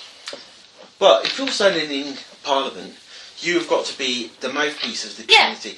But where I thought with the female is they've got a different way of putting things across in a better way than shouty, me man. Well, I think every woman can say that at the end of the day, we always win the argument, don't we? Yeah. You won. I'm not going to make that a debate, am I? No, but I personally, I just think that is to do with how government is set out. Yeah. It is just a slanging match. It's a scoring match of who can shout loudest and things. It shouldn't be like that. No. It should be a case of people discussing and talking, and it should just be a discussion about options and opinions. And actually, one of my best friends I say one of my best friends, a very close friend that I had at university, is out and out. He was the biggest Tory guy going. Probably would vote UKIP now. But what I'm saying though is that actually even though our views were complete opposites, we would have really good talks and discussions about things. Yeah. That should be what government is like. It should be people sharing ideas. It should be, not just be shut down. Not just be... So for me, as I said, whether or not the leader was female or not wouldn't have made any difference. She liked the So policies. you just have faith in your party Yes. I have read the policies and I agree with what the party stands for, rather than the individuals. It's not a case of it's all about personalities and about who looks good on the front of a magazine and who's been snapped at a big event or who's been doing this, that and the other. Quite frankly, I couldn't give a flying what's I it. think that was the thing about Natalie Bennett, which is kind of upsetting, is they kind of go at her like, oh yeah, but it's how you look, it's how you sound, it's all of this sort of very superficial. Yeah. But then thing. look at Ed Miliband. If you're going to go on that, how the hell do you think you're ever going to win an election? But this is it. I mean, and as I said, I was going for substance when I voted for Ed. It was supposed to be substance over style, unlike the previous leaders that, you know, like Tony Blair or Cameron. So that's what I was kind of going for. But in the end, I think Ed Miliband didn't really have substance. No. Either. He didn't have balls. Whereas... Stop his head balls. Yeah, well, you know, I heard he's got a couple of balls. No, Children! No, Ed Balls is balls are with Yvette Cooper. Well, yeah. Do you mind? She has bigger balls. Yeah, so Yvette Cooper. Ed Balls is married to Yvette Cooper. Yeah. She's kept her maiden name for political reasons. But quite frankly, Yvette Cooper is the one that has the balls in the relationship with Ed Balls. Yeah. But yeah, and I think that's one of the things about Natalie Bennett, which I actually like. She's actually got... She's normal. Substance. Yeah. I mean, you have a look, under her leadership, we have gone up to like 60,000 members. She brought a different look at the Green Party, like a different way of going into things. She moved them into a very firm left stance, and she has got the policies looked at and reviewed, and you see everything she's actually done for the party. I mean, this is a woman who has the drive and knows how to do things. But it doesn't matter what she looks like. It Exactly. doesn't So matter the you're fact watching that... I mean, somebody says, oh, but she had a brain freeze in that radio interview. When she was ill, yeah. Yeah, you know, and, you know, if she was ill, she was ill. If she wasn't, she had a bit of a brain freeze. She's we a all human. But you're voting for someone that is there and can do the job, not someone that can look like they can do the job. Exactly, and that's it. I mean, look at what we had with David Cameron. Didn't do the job. But can be photoshopped. Didn't do the job. You know, Ed Miliband, I mean, he can't even lead his own party. He can't even eat a bacon sandwich, come on. Yeah, I know, but David Cameron eats his hot dog with a bloody knife and fork. Did you see that photo? But Natalie Bennett is someone that you look at and you can relate to. That's it. She is a human. Mm-hmm. And I think Caroline Lucas, she's somebody else who looks like a human. You know, somebody said, oh, but she looked like a robot when she was in the debate. That's because she's not a person for a debate. No. She's a person, she played cricket. I mean, this is a you know, and she played cricket, and she played cricket in Australia, so you know she can drink.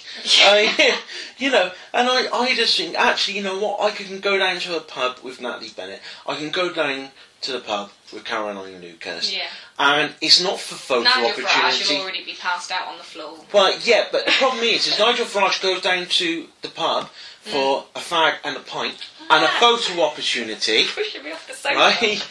And, hang on. Hey, come here. No, I'm not moving. Come here. You'll go back up there now. Yeah. So, you know, Nigel Farage goes to the pub for a fag and a pint and a photo opportunity. Yeah. The people I want to go to the pub with are the people that want to go there and to chill out and just have a chat. Yeah. And I think that's what you get. And I mean, I went to the pub with a couple of guys from the Green Party. Great chat. Have a good laugh. I mean, when I was with the Labour Party, we ended up going down to the pub and having a chat and stuff. But I think that happened once or twice in the 5 years that we were here, and they used to do that all the time. I think that kind of shows a difference with the way that Labour have moved and the way that the Green Party are now. One is there pure for political gain and power, and the other one is there for change. Yeah. And it is But they're time to change the essentially tune. people that have got into politics for politics. For the difference, to make Yeah. the difference. And I think that's where Not for the photo opportunity. this is it. I mean, that's why I was always there. I didn't like what I seen. Mm. I wanted to change it. I got outraged when it came to the libraries. You know, the libraries. You can't close libraries. It's one of the democratic rights we have in this country is to learn, to be able to read. Yeah. Oh, but people might not be using it. It doesn't matter. No. If they need them, they got to be there. That is the most important thing here. You know, they got to be there for people to be able to use. They say, oh yeah, but people, they can apply for jobs online. Yeah, you got a couple of But computers. not everybody, yeah, you've got You the got computers them in the library, but nobody's got them. Not everybody has them at home. So where are they going to go? You know, you got the job centre. They got a couple in the job centre, but if they haven't got that job centre shut over the weekend, And not all jobs are advertised in the job centre. no, exactly. The job centre jobs are not even advertised in the job centre. So, I think. What's your final questions? Anything funny and fluffy? I'm not sure. I think we've covered a lot, to be fair. The funniest thing I actually read in the Huffington Post, actually, a nice thing that I heard. It was somebody in South Thanet, and they went up, and it was a middle-aged couple, and the woman turned around to the reporter and went, "Do you want to giggle?" I goes, "Okay," and she said, lifted up the doormat, and there was a couple of UKIP leaflets that had been crumpled up with Nigel Farage's smiling face, and she said, "We put it under the doormat, so every single time we go to go into the house, we get to slam our feet into his face a few times, and then we'll go in." And I thought, that's class. We haven't had any leaflets from UKIP here, but in my last place I did, which was great. Yeah, That was a very funny video. So yeah. Right, and on that note, I'm going to run away. No, I'm Hang on. I was going to say something else then. Alright, is there anything, like, issue locally that the Green Party are going to take on? Because obviously the incinerator is not... Well, it is going ahead, and there's nothing we can really do about that now. But is there any specific things that the Green Party are going to do locally which would make voters vote? I think the thing is that actually people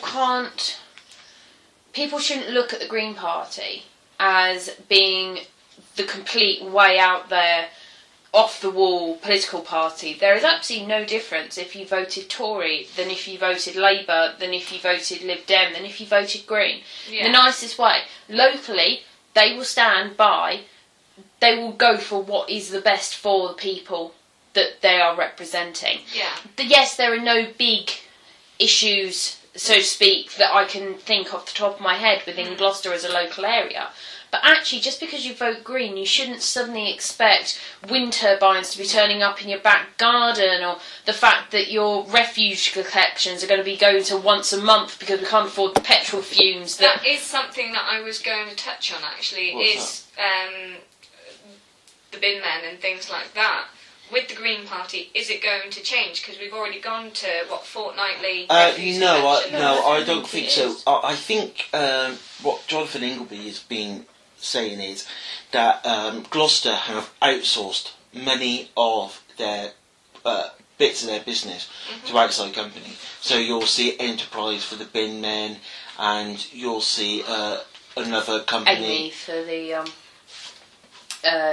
tree pruning and stuff in the parks. So you're seeing that it's going outsourced, and a lot of decisions that are taken for Gloucester is coming from outside influences. Yeah. I think he wants to give back to being something local and having a look at I personally find that our bin men that we have in Gloucester are extremely lazy. They will... That is why, as far as fumes and petrol and fuel and all that, is because they are not willing to walk longer than 10 foot for each bin. So that vehicle is constantly stop, start, and they are holding traffic up. They are not willing... For example, my mum's road is... No. Sorry, a dog's just shown up, has it? Oh, what's up, Barty? Ah. Yeah, I think the problem is though is Gloucester really have outsourced everything. Yeah. Any company. I've even had to ring the council to complain because you know my mum's road. You have to. You can't drive through it. You have to reverse down it. And it does say. I'll try to remember. Most of the times I was there, I was drunk. Yeah. Or hungover, weirdly. Right, and there is a sign to say no cars down the road between 8 and 1 on a Friday. Now I turned up. It was about 12:30, and there were a couple of cars. So I reversed down. As far as I could, because I know just in case because they don't empty the bins if there's cars in the way. So I reversed all the way down, parked as far as I could. They only had to walk about 20 yards.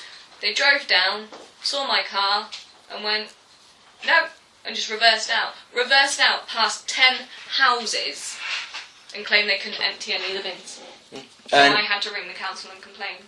And they probably didn't do anything. No, they did. They had to come back. Because I took photos to prove that they were just being lazy. And the thing is, when you outsource your contracts to people on the outside, they have then got the complete control. The council will ring them up and say, hey, if you don't do something, we'll have to look at cancelling your contract.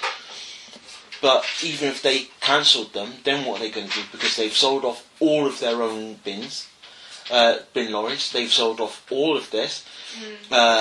They bought all these recycling boxes and stuff like that from outside private companies. They don't bother looking local for a company. No, These are big. I mean, you've seen the G4S car. They are one of the most unethical companies in the whole of the United Kingdom. There is bar banks. There is no other company has more complaints than G4S. Yeah. Ecotricity got into a contract with somebody. That company was then taken over by G4S, and they had them by proxy. They was with them for a couple of months, and just as I left Ecotricity, they actually cancelled G4S's contract, and they are going to make it small.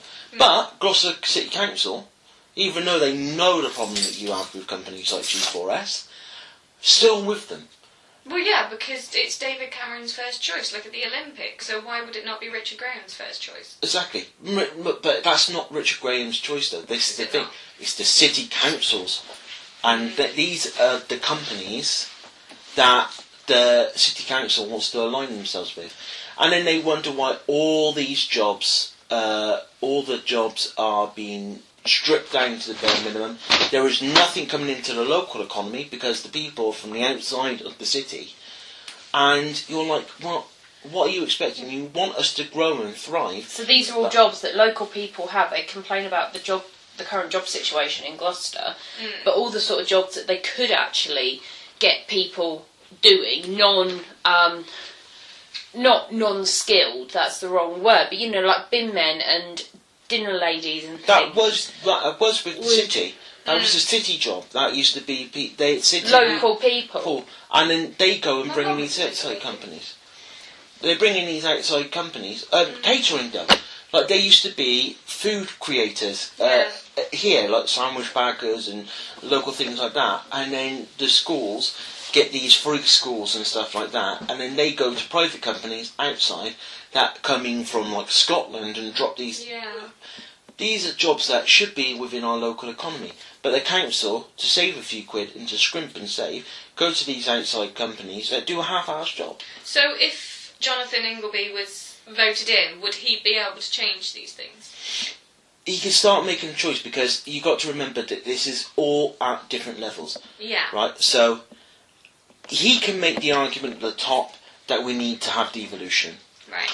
Within the council, you need to vote in councillors that are not going to be arguing and bickering between themselves, and actually say it's time for us to bring to bring jobs back into the council. We might still be going. Actually, if you want to I'm losing my voice, so it'll be over soon. Dogs are in the garden. Yeah. See you there. Yeah. Bye. Yeah. So then, at your council level, your local level, you've got to then say to the council that you need to start creating more jobs, public jobs, and you've got to bring us back into the fold for the local economy. But you're not going to get that while you've got these Tory councillors that have been sitting on their arse for so long in safe seats. I mean, they're so-called safe seats. You know, you've got Moorlands is a safe seat for the Labour Party. Then you have that makes sense. Okay.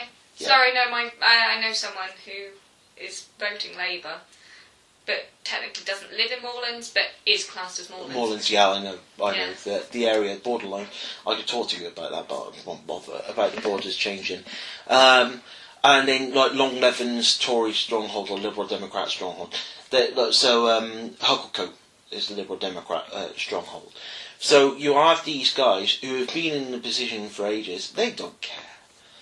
And you've also got an issue with councillors that are not on full-time councillors. They also work as well. So if they've got work, you're going to be ignored. And that's a real issue. It's things that you've got to really have a look at. So as far as locally, to vote the Green Party in, you don't have to worry about that it's going to be any proposition for anything to be built will be turned down. It is generally for the people and for Gloucester itself. He will back what is best for Gloucester. Yeah, of course. I mean, I think somebody said, it was Caroline Lucas or Natalie Bennett actually said, nobody's joining the Green Party for the wish and hope for power, for be a professional politician, because professional politicians would never join the Green Party. Wow. Because you don't want to be. The Green Party are not somewhere where you say I can carve myself a career out of this. You're not joining and saying I'm going to do this and then I'm going to kiss this guy's ass and kiss this guy's ass and kiss this guy's, and then eventually I'll be on the front benches. See, jumping up and down again. Yeah, he does that. So I think, to be honest, you've got these local guys. I mean, the guy in Cheltenham, you're going to have to name check him. He's got an interesting name, if I remember rightly. He's great. He got brought up in a council estate in Cheltenham. He's seen his mum go through the grind, and he said, enough's enough, I'm going to stand, and that's why I'm standing in Cheltenham, because it's time to make a difference, because we're getting treated like crap. Yeah. We're getting ignored, we're on the sidelines of Cheltenham, and we really need to focus on trying to make this area better, for the whole of Cheltenham to be better. For me, I see things my thing really is young people. I see these kids that are out on the streets, they've got nowhere to go because all the clubs have been shut, that youth clubs have been shut, libraries have been shut and closed or restricted hours. And I mean, we used to be out in town and doing stuff like that. That economy's dying. People aren't into drinking. Especially the young people nowadays. The young people nowadays are not like the binge drinking types that I used to be. We used to be. Many moons ago, where that was the lager lights, and out on the town every single night.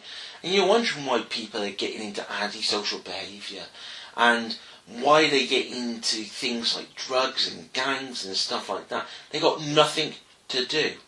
And we really need to say, we need to look after the young people. They need something to do. I've got 3 young sisters who I love very, very much, who are in London. They live in London, plenty to do in London. But you'll see them up in their bedrooms. They're not doing anything. They don't go out at night. They're bored. They're bored because the first people that was affected was the young people under this coalition. And it didn't fare too well under the Labour government either.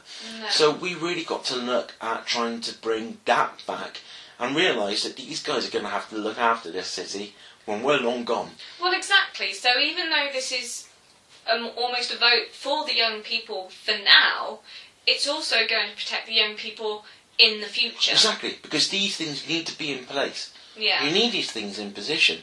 I think it was called the Q Club that was over in Quedgley. when that got closed down, right, there used to be a PCSO up there, and they used to have like a snooker club, and they had a bit of music playing, and they used to go down there. They closed it down. They closed that down, and then it just spread throughout.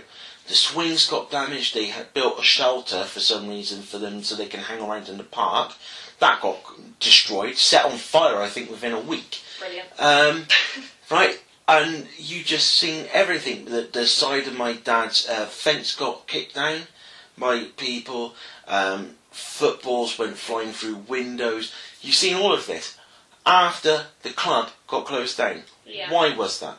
Because they had nowhere to go. What are they supposed to do? Well, that's the thing in Barton and Treadworth at the moment, St James Park. It's just been the school holidays, and my sister took my niece and nephew to go to the park, but they couldn't go to the park because there was a load of older kids there, of all nationalities, shouting profanities. This is Gloucester Park or St James's Park. St James. So they had Not to the just, football club. No, just had to walk past and not take part in activities that are meant to be there for everyone. Look at Gloucester Park. I used to walk the dogs over there. Yeah. You go around there, you are going to see people drinking, you're going to see people smoking weed.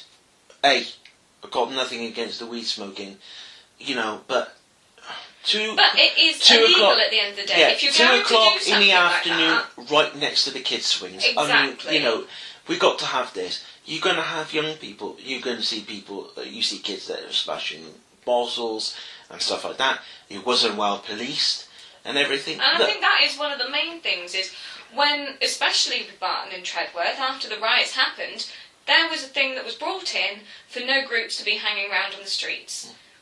What did that last? 2 weeks? It was never a month? Last. It was never going to last. Never was implemented, and so therefore we're back to children, men, random people just hanging about on the streets and not making it safe for... Exactly. And I've got everyone. nothing against young people. And the problem is the way that politicians have spin this in the big three. Mm-hmm. We're against antisocial behaviour. Well, everyone Right. should be against We're against antisocial antisocial behaviour. The young kids today, they're drinking, they're doing drugs. No, they're not. But, no, not necessarily. No. They hang around and they destroy things. Okay, how are you going to prevent that? We're going to send more police. Well, okay, how else could you prevent that? Yeah, exactly. Look at it from all angles. Don't Exactly. go, just send the police in, because all that does is then give kids essentially a criminal record, which then will prevent them from getting a job or housing or credit or any of these things. So you're actually making these people's lives worse off before they've even begun. I want money to be looked at for the rugby clubs who are doing fantastic jobs. They've got low numbers. We should be getting people out to do that. People will But love then there's that. only recently been a thing, hasn't there, about rugby in schools, how they want to get rid of it because it's too dangerous. But then that comes surely from the Education Secretary and through down those routes in order for it to come out. So there's one woman who is on a crusade against the dangers of rugby, and it's one lone voice really that uses evidence of concussions. Mm-hmm.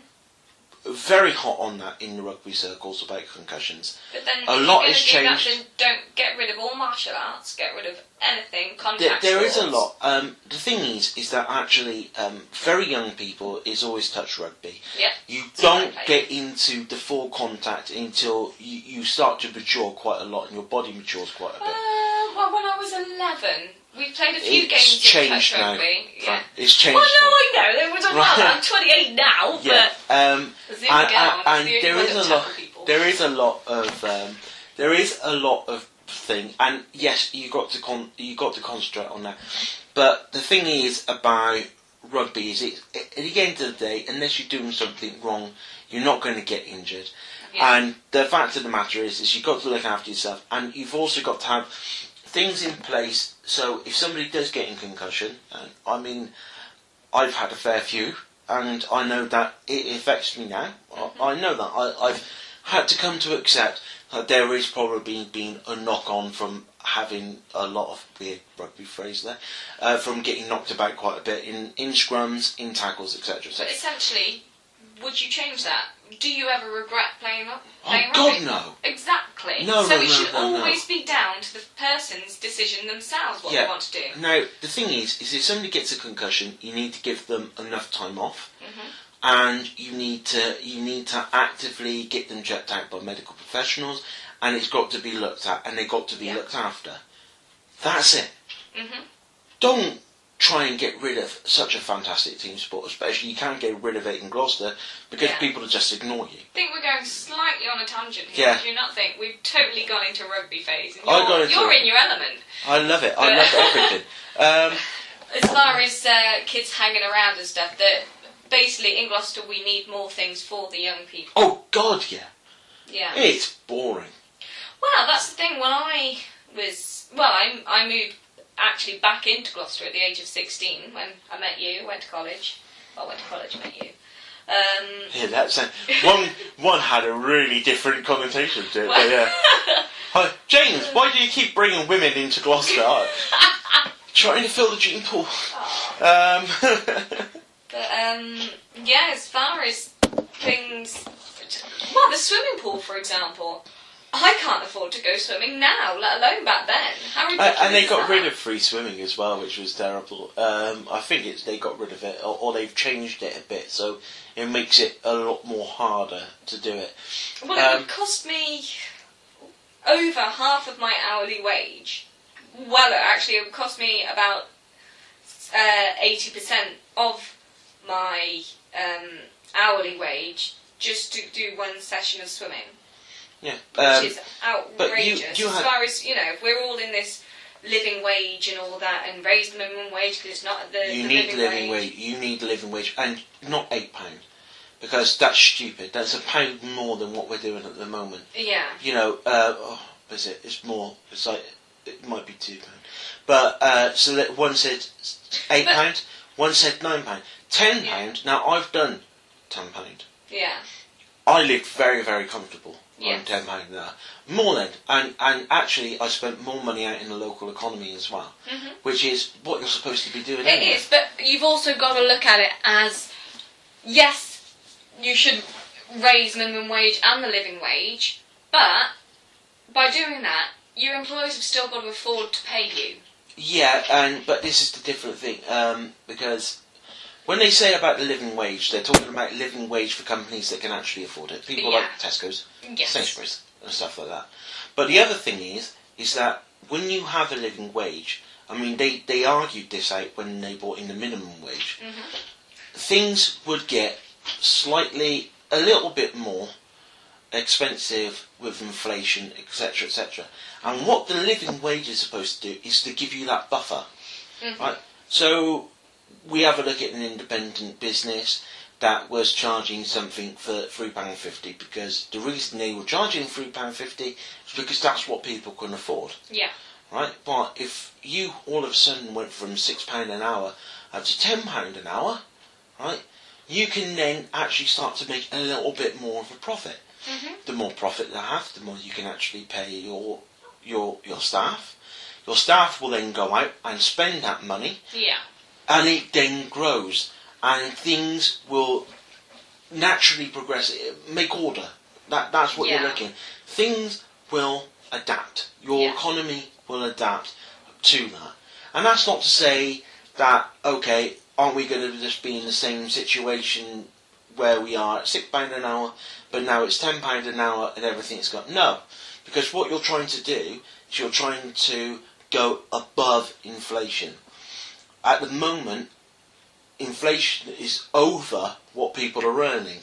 So we're struggling to go and buy... So we used to be able to buy Pringles, but now we have to go for Tesco's own Pringles. Unless Right. they're on Because you used to be able to afford Pringles, but Yeah. now they've gone 10p more expensive. Yeah. So you're not going to be able to do that because you haven't got that extra money, and that's what every household is struggling with at the moment, trying to make ends meet, because Yeah. things have got so expensive, and it's more expensive than what you were earning. I used to be able to afford this, I can't afford this now, but I'm still earning the same money. Yeah. That's because inflation went fucking skyrocketed, and the government Well, never it's bothered the- raising the money. It's the great Freddo debate, isn't it? It's the Freddo debate, exactly. And I'm really angry about the Freddo, because I used to be able to afford Freddos. No, are they 25p or 30 now? They were 10. They were 10. But you don't see any penny sweets anymore. I used to like 2p Tazos sweets, though, the yeah. ones with the caramel in. Taz, Yeah, Taz, amazing. Love a Taz. So this is it though, and I think that when they say about a proper living wage, or I work for deities, that made such a massive difference being on £10 an hour. And then when I went back to £7.50 an hour, that's my average wage. Yeah. It got very, very tight again. Yeah, well, And we couldn't make the ends meet. And then when you go out of work and you're on contract work as well, it's even harder. And 0-hour contracts once again. 0 on contracts again. So, and it all goes round. That's political discussion. You always get back to where you began. Yeah. Weirdly. So I think this is where it is. So £8 an hour, well, a bullshit living wage. £9 an hour, you're talking about it. £10 an hour, I've done a £10 an hour. I know that will work. Yeah. You don't have much money, but you will have a bit more. And when we go back to the young people again, the problem is you used to be able to go down to a snooker club and you used to be able to put your deposit down, £2 deposit down on a queue, and you used to be able to go and play snooker all afternoon. Yeah. And occasionally you'll go and buy a Coke and stuff. I used to do that when I was 15, 16 years old. Yeah. Used to have enough pocket money. I was a geek. You know that. When did you say was? I was more of a geek. Okay. Yeah. I used to be able to go down and buy Warhammer figures. That's very geeky, right? And I used to be able to buy the paintings and stuff. Nobody can do that anymore. Is that still at Clarence Street? That is still at Clarence Street. Yeah. Excellent place, by the way. Right? Not that I've been there recently or anything, or gone past and dreamt about being able to go back in there. You know, One day. and not look like a dirty old man. Ah, you London. Right? I can't, but if I could grow dreadlocks out, I would look right there. Well, there you go. Green Party and dreadlocks. I thought that was what was. We all know my hairline won't allow me. I look like Worf on a really bad day. Worf, you're looking pale. You look like a bit like a predator, to be fair. If yeah. you did just get rid of the top bit, and you just have the dreads down the side. But yeah, I mean, you go. The Warhammer kids used to be doing that. And then what have you found now? The snooker clubs have closed. I think we've got like one in Gloucester now, maybe two, like proper places that were especially for playing pool and snooker. Which they were all over 18 Yeah. now. Then the Games Workshop. I mean, you've seen Games Workshop closed down all over the United Kingdom because people cannot afford it anymore. Game. People used to be able to go into game, buy games, used to be able to rent games. Those places are closed down because the people that are affected, the young people, if the parents can't afford to buy shoes for their kids to go to school in, how are they going to give them pocket money But to then go it's out and also do anything? But social then, pressure as well. You know, I know of 8-year-old children that have had mobile phones.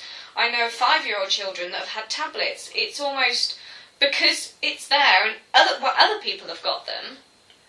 You've got these families that and are on then tight this is where budgets. payday lenders have come in. Yes. This is the whole situation the country's in at the moment. Credit cards are at an all-time high. Trust me, I know that. I didn't have a credit card until I didn't need one until about last year, and then in the end I went out and got one because I needed the money to make ends meet. Right, so now you're in debt on credit. I'm paying them. It's fine. We're able to do that. It's in our budget. We shouldn't have that in our budget. No, you shouldn't have to. But there are so many households across the country that have had no choice but to go down that route. I know people that have, in order to get out of one load of debt, has got a credit card to pay off that, and then they're stuck with that. Yeah, and you'll do that. And people that have gone to who can't get credit cards, then go to payday lenders, and that's even worse. And that's the sad fact of where we are. And am I right in saying that there has been something that's gone through government in order to stop the Caroline Lucas raised it. ridiculous amount of APR? I believe Caroline actually was the one who put that one through, I think. Yeah. Well, I think, but like most policies in government, it takes 2 years for it to be passed. So exactly, and the thing how is, does it that- gets pinged back because we've got a House of Lords, and it's another stupid situation. So now, is the Greens... we're against the House of Lords. You're It's got to be against, fully- because a lot of I think people it's are for a and fully against. elected House of Lords or none. Because at the moment, if you are made a Lord, Yeah. you are allowed to pass that down to your son, right? You aren't, or you are? You are, and yeah. so So we you're have just now born got. into We have it. got. Yeah, you get born into And it. you could be a complete and utter moron. But yet you could still You'd be say in the that House the of original Lords. guys weren't. Well, no, of course. Not all of them. Some I of don't them know, are Baldrick lovely. did quite well. But yeah, Pitt the Younger. Boy. Yeah. So I mean, so yeah, you that and the fact that the you've got unelected representatives in the House of Lords in the form of the clergy. So you've got the Church of England represented and stuff in there as well, But which I don't think is personally fair. I don't, because if you look at society in the last 100 years, if it says anything, it's that religion, and especially the Church of England, because we live in such a diverse community nowadays, doesn't have a leg to stand on. Why should They be shouldn't dictating? even have anything to do with politics. Well, exactly. But you Ever. look Church and where it state. started. How outdated do you want to get? But let's just see one of the most a ridiculous situation that this can happen, right? You introduce a bill to legalise the use of cannabis, right? To sell it in a shop, say. Okay, yeah. Right, like alcohol, 18 years old, you got to prove that you got ID, etc., etc. See, now, I have my own policies about this. Yeah. I would put it at 21, only because the argument is about young people and how it's not good on the development of the brain. Yeah. No, But this is their argument. But if you put it to 21, yeah. then where is the argument? Okay. So here's the Go. thing: 21 years old, cannabis, like alcohol, in the shops. Can't see it. It's behind the screen doors. But if you know what you want, you know your brand, you know what you want, right? Completely regulated, like alcohol and everything like that. Also, not able to drink on the streets, so you wouldn't be able to smoke in a public area either. Yeah, right. Fantastic. It sounds brilliant, okay? So we think, absolutely fantastic idea. Government's not sure of it, but they're willing to introduce it, and so they then ping it up to the House of Lords. Right? Yeah. House of Lords then reviews it, Of course they do. right? They'll ping that back with some changes to it, okay? Say they want it They just 25 have years old. Big red Right. letters just saying no. Exactly, right? So they ping it back and they say to the government, we need you to make some changes to the bill. If you make some changes to the bill, we might consider it. So we made the changes to it. And they ping it back to the House of Lords again. Right? They see it. They say, okay, you made those changes, but we're not sure. Yeah. So no, I don't think this needs to go through. So they send it back to the government and say, no, we don't want it. Even with the changes, we do not think this is good for society. The government then gets to say, well, screw you, we're going to put it through anyway. What's the point in the House of Lords? No, that yes, definitely. So this is the situation with the House of Lords. Right. It is a bunch of dozy people. Some are dozy. Some have actually been elected. You've got to remember. Yeah, of course, I yeah. believe that some have been elected into position, and they're people of the community who have been elected, who specialise in charities and I got stuff run like over that. by one once. I was outside the Houses of Parliament, and I didn't realise, but I was stood in front of the gate that one was trying to get in. I was like, sorry. But Gypsy yeah. beefeaters turn up. Come on, love, this way. Yeah. So this is the thing. Is some are actually really, really good people. I think Richard Branson, Alan Sugar, people like this. They've been elected into a position because of where they are in the business community, charity. There's a lot of charity people that are in there as well. Yeah. You've also got some people that head up ethnic community movements and stuff.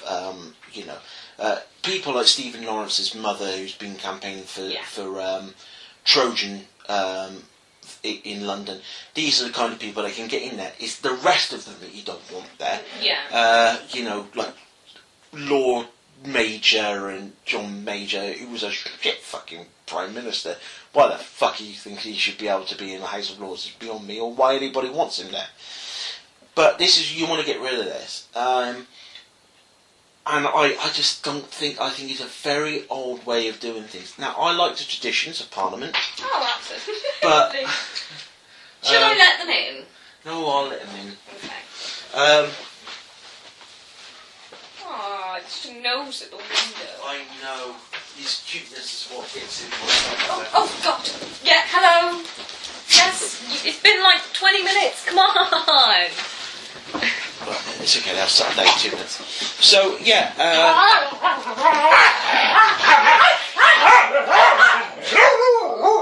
you quite done? Yeah, that's then settled.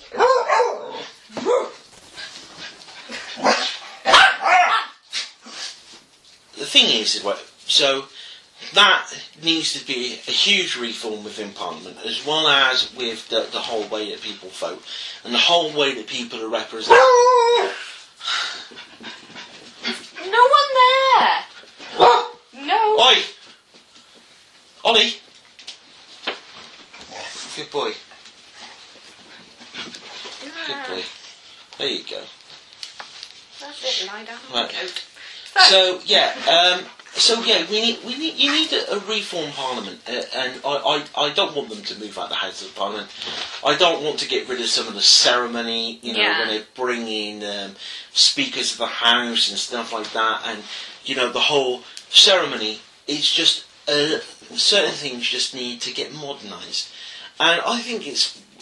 But the problem you have is, Labour and the Conservatives will never want to get rid of first past the post, because they will always be the people that are voted in, and then they'll be the people that can make up a coalition or run the government themselves. Yeah. First past the post only works for two parties. Of course. I don't know if it was Ryan or somebody put something up the other day that there's an app for Sky where you can actually see the different situations if different parliaments, parties get 100% of the vote or something like this. Yeah. Right?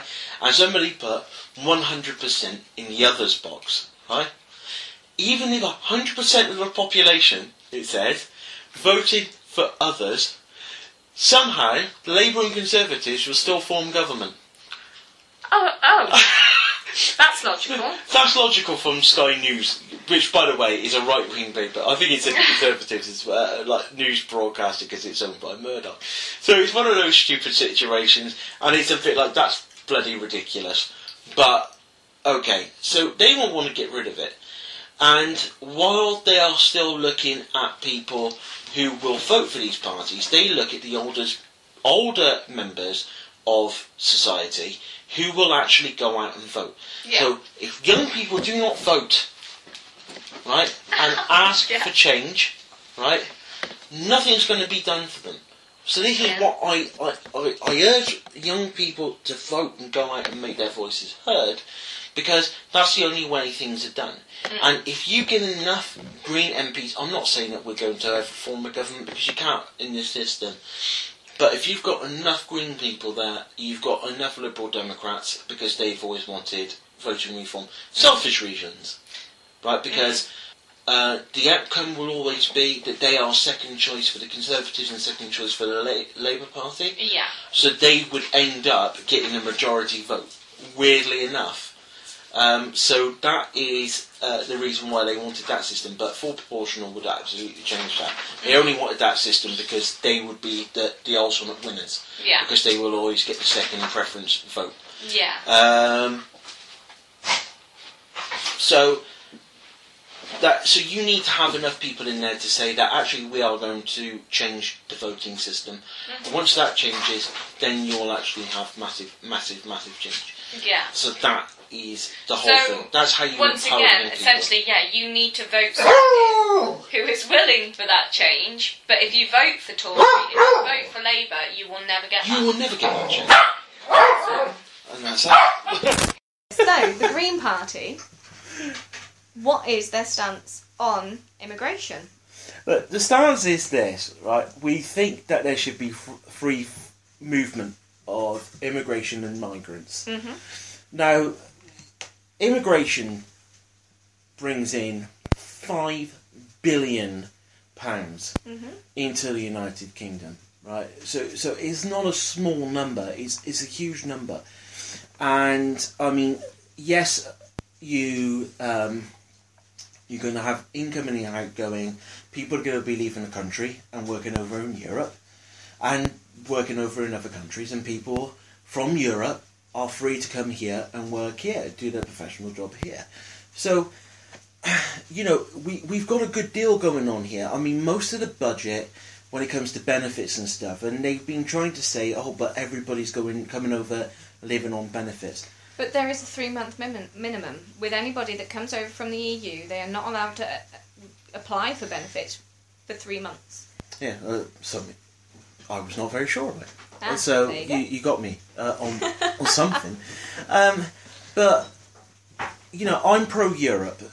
We're pro-European, but we're willing to give the referendum. Mm-hmm. I don't think this whole open door immigration thing, I think that, you know, people are trying to say that we're in open door. I think we know that there is going to have to be restrictions. Absolutely. Whereas before Absolutely. we just didn't have any. It was almost open the doors, come on in. Yeah. But you know, they're trying to say that we want it to be complete open door. I think we would prefer it if it was easy for people to come in and out. The problem is that we know how many is going out. We don't know how many is coming in. And actually, I think we're not too sure how many is going out. So, you know, you can try and give all those bloody numbers. I mean, Nigel Farage says we're going to be overrun by Bulgarians when we opened up the doors. And Ukrainians and all this, and we had to open up the doors. And, I mean, we've seen it, not many came over at all. They were expecting 100,000 or millions coming in. Never happened because, you know, they're okay. They're just not interested. You know, but we got to look at it in this sense. We have a duty in the United Kingdom as a socialist country. If somebody is having a difficult time in their country, if they're in danger, if it's war-torn, we should be able to take people in and saying, look, we're going to help you out. I think that is... So, almost like asylum seekers. Asylum seekers, exactly. They're the main ones. I mean, we've seen how David Cameron, when it came to the people of Syria, Europe said, can you take your fair share? And he goes, well, we'll take some in, but, you know, we'll try and do our fair share. And supposedly it's not like 1/5 of how many has gone to France, to Germany, and to these other European states. All they asked is if we could take our fair share of people, and they didn't do that. And I think that's really, really upsetting that we as such a diplomatic country as well, didn't take our own share. So no, I think we want to control immigration to a stance. I think we're pro-Europe. I think it's right that we're pro-Europe. I think anybody who is anti-European, right, is not looking after the United Kingdom's best interest, because I think we get a lot of business out of that. Okay, so to simplify things, you are saying the Green Party are pro-Europe and pro-immigration, but there has to be restrictions. I think so, yeah. But I don't think we are looking at the restrictions in the sense of what they're trying to do. I think what they will specifically be. Yeah. But there is the consensus that it can't go on the way it has. Exactly, yeah. Perfectly. Okay, and they are also open to the referendum, so no matter what happens if you guys come into power or... No, there's going to be a referendum, and the fact is it's a firm. We are offering a referendum. Yes. Not any buts. Okay. None of this Labour, we won't give you a referendum. However, if there is any more transfer of power to Brussels, then we will give you one. No, it's a firm offer. We're saying, vote Green get your referendum. So even though they're open to immigration and open to the EU, if the referendum comes back that we don't want to be part of it anymore, that's fine. We're still going to work with it that way. We haven't had a choice since the 70s. There's entire generations. There's people my age, 30. There's people in their 40s that haven't had a vote. 50s, I think. No, my dad's in his 50s. They haven't had a chance to vote on the European referendum. And I think it's right that we do offer it. But when we offer it, we'll put the case for. Yes. And I think that's the best thing you can do. And and the thing is to vote for, and I think we've got a very, very good argument for staying in. Okay, so basically, breaking it all down, the Green Party is the party for the people. Yeah, it's party for the people that have a voice, they want change, and it's change for the better. Yeah, we want to change the tune of politics. Good times. How do I stop it?